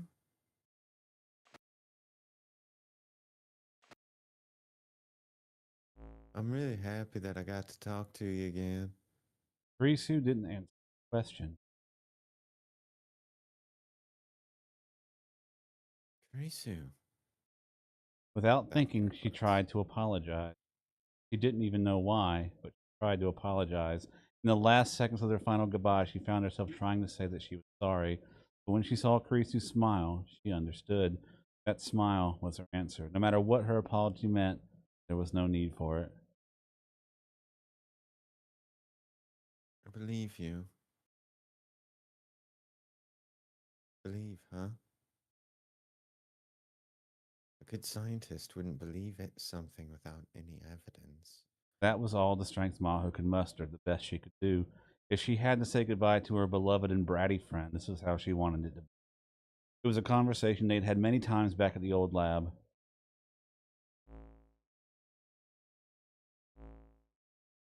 A real scientist has to believe there's an answer and will move forward to find it.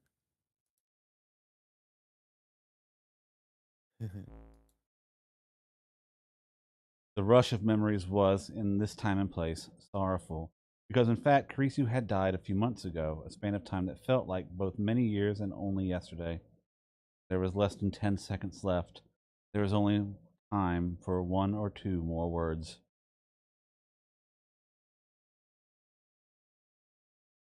And Senpai, take it. Oh, yeah. That's not a name that should come across Uh-huh. without like some D-mail type Uh-huh. shenanigans. I thought we were going to get it explicitly, but that's kind of cool.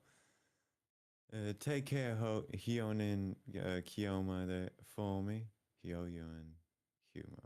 I can't remember how I'm Julian! supposed to say it. Hyoyun? Yeah.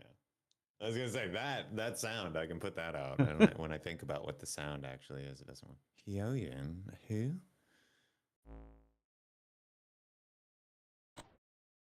Ominous system deleted, and suddenly You'll understand someday. I'm sure Risu of it. disappeared from the screen and was replaced by a message saying the deletion was complete. Interesting. Goodbye, Kari soon. And then she cried her eyes out.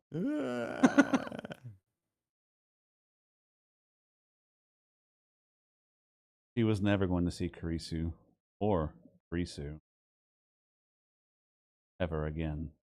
When she realized that, the tears just wouldn't stop. They flowed freely, and she didn't even try to stop. She cried like a little girl until the EMTs arrived.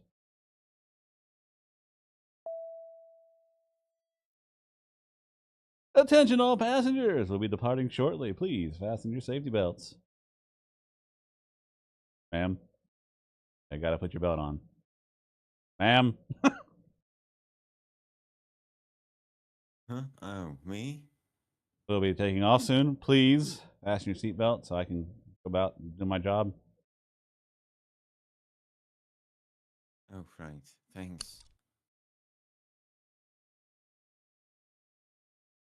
Am I sad about leaving Japan? Maybe I am. It had been almost a month since everything had happened, but that month had passed in an instant. Too much had happened during her stay in Japan. It might take her far longer than she'd spent on these islands to process it all. What should I do when I get back to the lab? Well, I don't know what's going to happen to the research anyway. The loss of Dr. Leskinen had thrown the Brain Science Institute into a panic. There was probably going to be a power struggle to see who would get to take over. Scandal with Dr. Reyes had thrown the psychophysiology lab into an uproar. Talk of shutting the whole department down. Moik had missed her vitals, so Reyes had survived. The CIA or FBI was probably investigating right now. She didn't know much about it or care. Moika had survived because the EMTs at Carisu had called. She needed almost a month in the hospital. She had to quit her job temporarily. The article she had been working on had been canceled.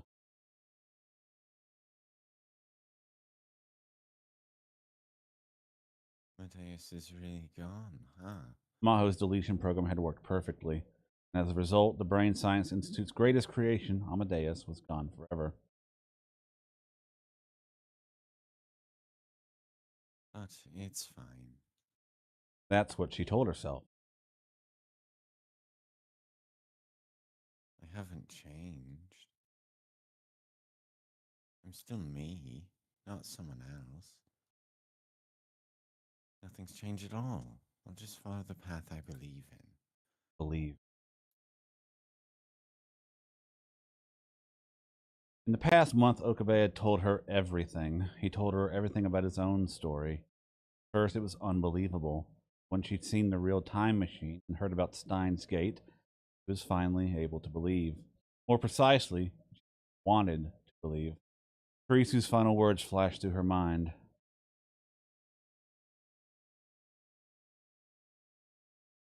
The world we must reach is real. And we will reach it. There was no way to know now what had happened then. Amadeus' data was 100% deleted, so she couldn't even check the log. But she did have one theory. Amadeus was a simulation of the human brain. Theoretically, there were no differences between it and the real thing. As proof, it was possible to take memory data from one person and deploy it in Amadeus, making it behave like a copy of that person. That meant that anything that could happen to a human brain could happen to Amadeus. If a human's memories from a different world line can be shared across space time, it would make sense that Amadeus could experience that too. There was no way to tell now. It was possible that Amadeus had suffered from some major error before her deletion, and Maho was interpreting this in a way to make herself feel better. No, there's no way Amadeus would know Hyoin Kyoma. Yeah, how does that make sense? Or maybe Amadeus has just come up with something to say to make her feel better. Maybe Maho had passed out and been dreaming. Now she would never know. Amadeus was gone forever. At least from this world line.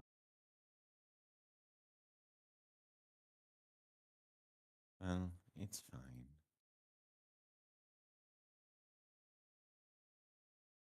Someday I'll ask her myself. Parisi would ask her to believe in what she said and in Maho's own abilities. She asked her to believe.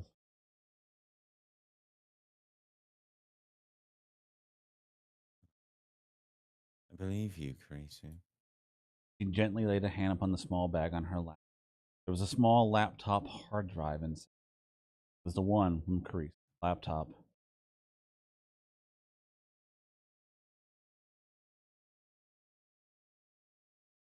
Just between you and me, that melody is the login password for my computer. And if that's true, then Just like she said, the password for the encryption was the beginning of Mozart's 11 piano sonata. The hard drive was filled with information from half written papers to line after line of keywords that she hadn't even turned into ideas yet. Of course, there was the time machine paper, too. She had already given Itaro a copy. Once she got back home, she was going to go over it thoroughly herself. time machine. Oh, whoops, no. A time machine, huh? I'm going to make it real. And I'm going to save her. Ah, interesting. Mm-hmm. My Amadeus. End of part. Well, not yet. The scenery outside the window began to move. The plane was moving down the runway for takeoff.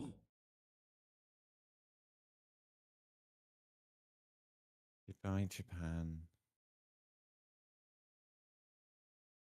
I'll probably be back. No, I know I will. I wonder if I'll see Hyoyin Kyoma-san then. Well, even if he's still acting like a whiny loser, I'll smack him and wake him up. It's gonna take a lot to She's bring never you. heard that word used or that name used for So him. what I'm guessing now is that in that month where he told her everything, he told her about him. He must have. Yeah. Yeah. But it's gonna take a lot to bring Hyoyin back. Makes sense. We'll see if he returns. She had a lot to do. Her life was about to get very interesting. Oh no, I forgot to turn it off. Just a little. It's about time for takeoff. You have to turn off the phone during takeoff, but then you can't see this, can you? I should have sent it earlier. Sorry. It wasn't for a very long time, but I had so much fun with you. Let's see each other again someday for sure. Thanks in advance. I'll send you lots of Ron messages to send me back a lot, okay? All right, later. Bye bye. See you again, Maho.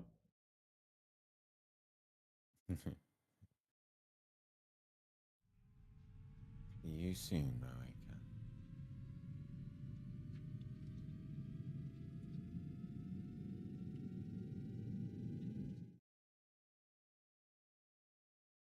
End of part. All right. Interesting. We haven't reached Steins Gate yet, but we're on the way. I was guessing that we were gonna have. Yeah, I can't remember when it was that I said it the first time, but the idea of like using her memory file as the D-mail or something occurred to me at some point along the line. But yeah, so that's a cool concept, and I like the idea that like, oh, it's in that instant where it's being deleted that she's like got the connection to whatever or something. I don't know. It's fun. It works. It's decent. Yeah. I enjoy because it. there is to see what else happens here still. Oh, it gets insane. Right. That's exactly. Like it's like, okay, all right, I'm on board. I'm actually glad we did Twin Automata first now. That's one of my favorite routes. Cool. But we are long overdue for cutting this off. So Yeah, running a uh, bit late. yeah, thank you for sticking around, both you, Eric, and those who tune in to watch and listen to this. It was, yeah, I knew we were at the end, but you know, these games, these Steins Gates Yeah. games, they like their words. Uh-huh. They Oh make man! sure. But one route is down, four more to go. We're not. I don't. I think there's one I can skip. One's like the bad ending. I don't think we really need that one because we don't. We're not. Gotcha. We're not interested in the bad ending. We only want the good.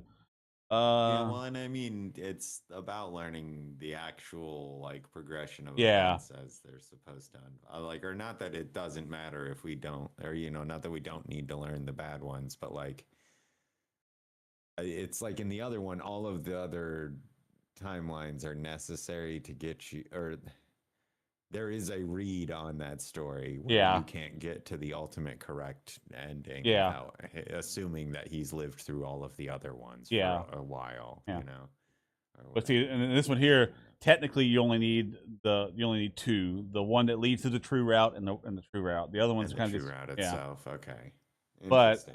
the twin automata, the other ones, they all add to it. I think it's good to see them.